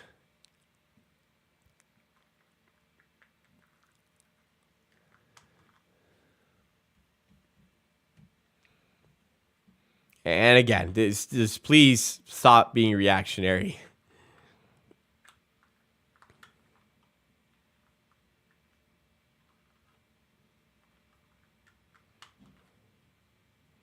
And a lot of the, again, going back to like the trade Fred discourse, which I don't agree with. What are you gonna get for him? What would you get for him that like you think you have to trade him for? I just don't see us getting the value in return that we could get from Fred on court. Like, how many guys wanted to trade Siakam last season? He proved you guys the fuck wrong. Same guys wanted to trade Fred. Barnes corner 3, no good, and that should ice the game. I mean, whatever. I mean, it probably doesn't matter anyways, but I don't know. A play drawn up for a Barnes 3-pointer? I don't know. I mean, he's a fine 3-point shooter this season. Okay. Raptors lose this one by 6 to the Celtics. The Celtics just absolutely plow the Raptors in the third quarter, and that was enough to get them over the line in this game. Let's go to the post-game show for this one. Actually, let's do that again. Let's be a little lively here. Raptors get blown away in the third quarter. Some individual performances and some mistakes don't go their way. We're going to break it all down for you as the Raptors lose to the Celtics in the post-game show.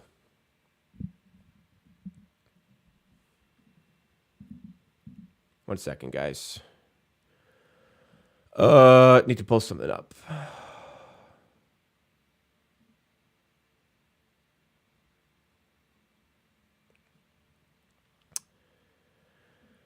All right. So Notorious Nick on Twitch talking. Sorry, I missed that. Here we go. So the Raptors lose this one by 6 points. Had a really good first, second, and fourth quarter. Third quarter, which has been a bit of our demise at times this season, comes true again here. Raptors lose by 6. The Celtics outscore us 35-18 in the third. Jayson Tatum scores 17 on his own in the third quarter, one behind the Raptors total. Jayson Tatum looking like the MVP so far this season. He looked like it in this game. Celtics, the best team in the NBA by, I would say, a wide margin right now. They are on pace to not only have the best offensive rating in NBA history, they're on pace to shatter the record for the best offensive rating in NBA history. They're around 120 points per 100 possession, which is just absurd numbers when you think about, like, just absolutely absurd numbers when you consider it.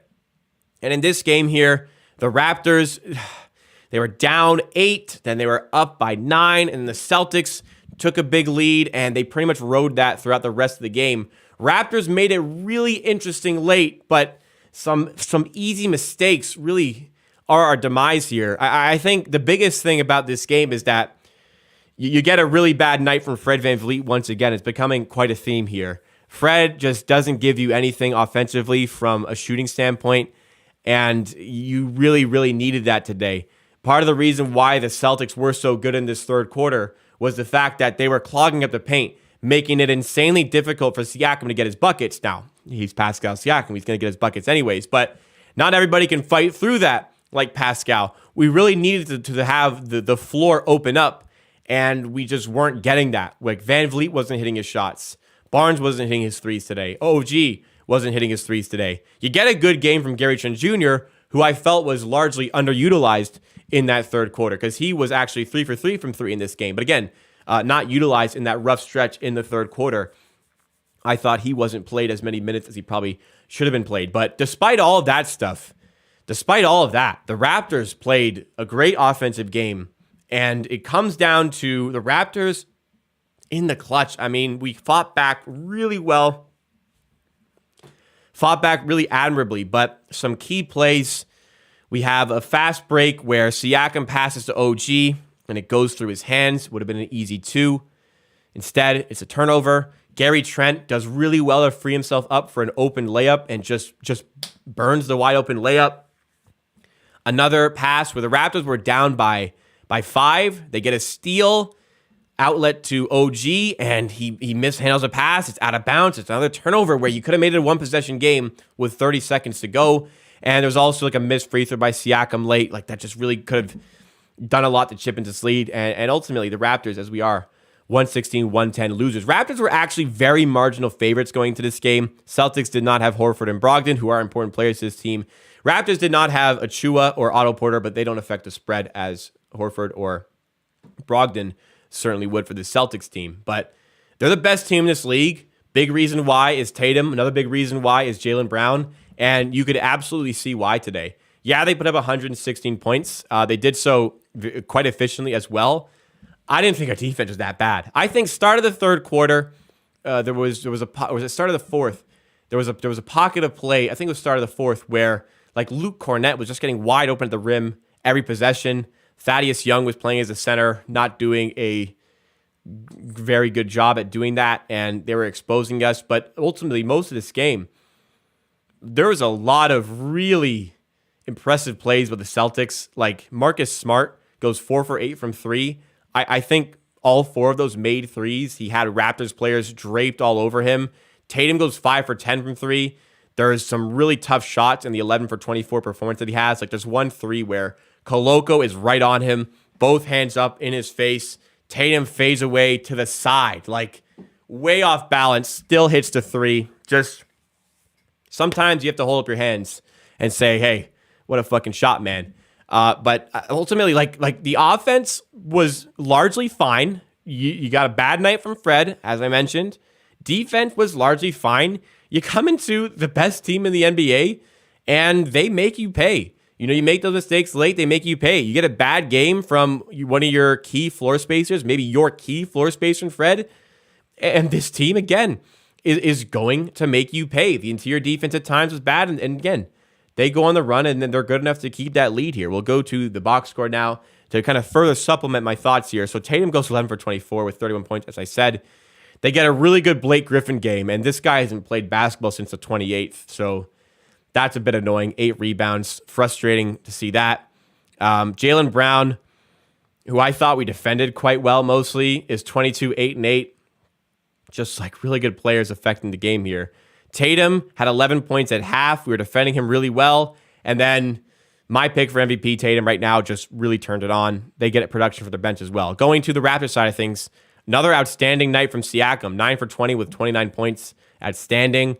Koloko, good first half defensively. Not quite the same second half. OG, you get a lesser game. He didn't shoot the ball much second half. He got the ball plenty. He was 1 for 5 from 3. We needed a bit more there. But defense as good as ever. You try to get other guys to bail you out like Fred. You didn't get that. You get a really good game from Scottie Barnes. Again, though, really good to see. Quietly had 21, 7, and 4. Only 3 turnovers, which all occurred in the first half. So positivity coming from the Scottie Barnes side of things. Van Vliet's where you really have a problem right now.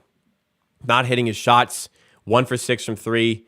Only the 1 turnover, 3 assists, 7 rebounds, but he's a minus 12, the worst on the Raptors. If you get any sort of real threat from 3 for him tonight, maybe you go on and win this game. So that's a frustrating side of it. Now, does that make Fred a bad player?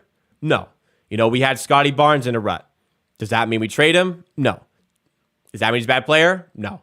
Start of the season, we had OG Anunoby struggling. Does that make him a bad player? No. Did that make him a bad player? No. And OG recently has looked like a fucking NBA All-Star candidate. So Fred is in a rut. That doesn't mean trade him. That doesn't mean buy him out because we're better just having nobody there instead of Fred. It means he's in a slump. And he's an important player to this team. And he showcased a lot of his importance today defensively.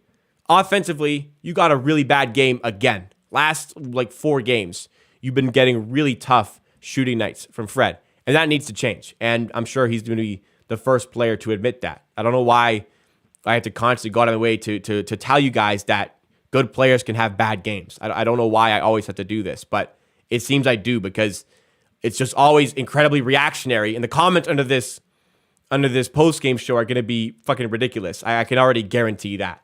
And it's going to be somewhere I don't want to look because it's just going to be super negative on a player that is obviously very important to what this team does.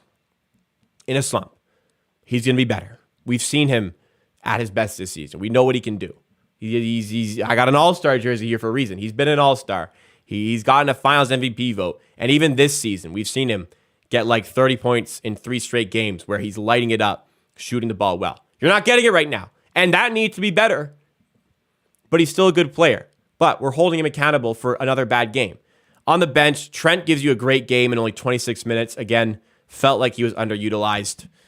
Really underutilized in that third quarter specifically. Boucher and Thad chip in here or there, but ultimately the Celtics proved a little bit too much to handle. Team stats side of it, they shoot the ball well. They limit our offensive rebounding. We get 12, but they win the rebound battle. The Raptors honestly have a good game. They shoot the ball well. 46 and 36 is fine.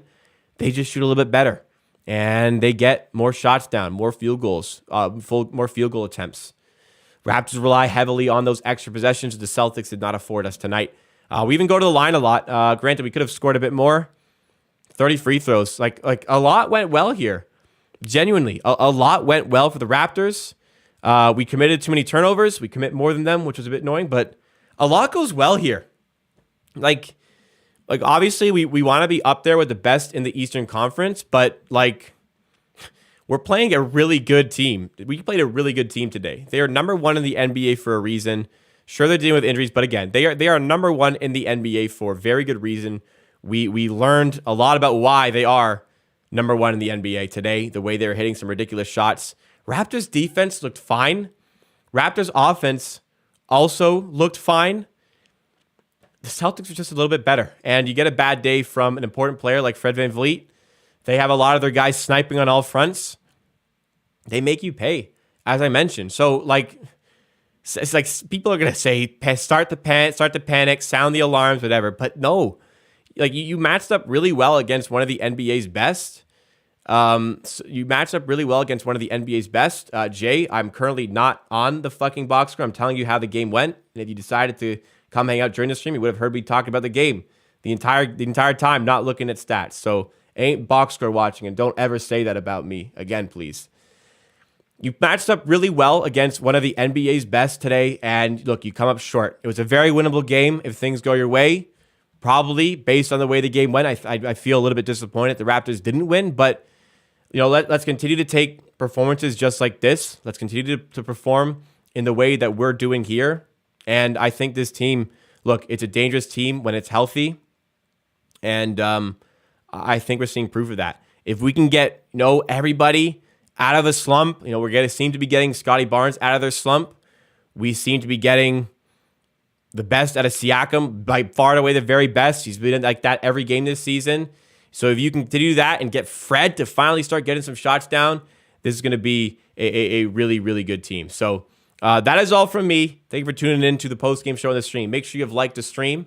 to make sure you've liked the content, support what I do. Goes a long way to helping out the channel. And subscribe for more Raptors content just like this, hopefully in better vein in the next game against the Los Angeles Lakers. I'm pretty calm, guys. I really could have like lost my shit. I'm really calm. I'm telling you how the game went. Everybody's coming at me. Whatever, not everybody. A lot of people coming at me. Like looks like not like I'm not used to it. I'm fine. I'm defending the players worth defending. If you guys have an issue with that, doesn't bother me in any way whatsoever. It's a tough game. You lose to like you lose to the best team in the NBA. I don't think that's a reason to absolutely lose your shit. And look, if you want to lose your shit, like I'm not going to stop you. I'm voicing my point of view on the game. If you don't like my point of view, you don't have to agree with me every time. If you always don't like it, that like nothing is forcing you to come hang out with me. But I appreciate everybody coming to watch the stream, whether you enjoyed it or not. I'm happy to have the support here. Look, we consistently hover like near 200 viewers.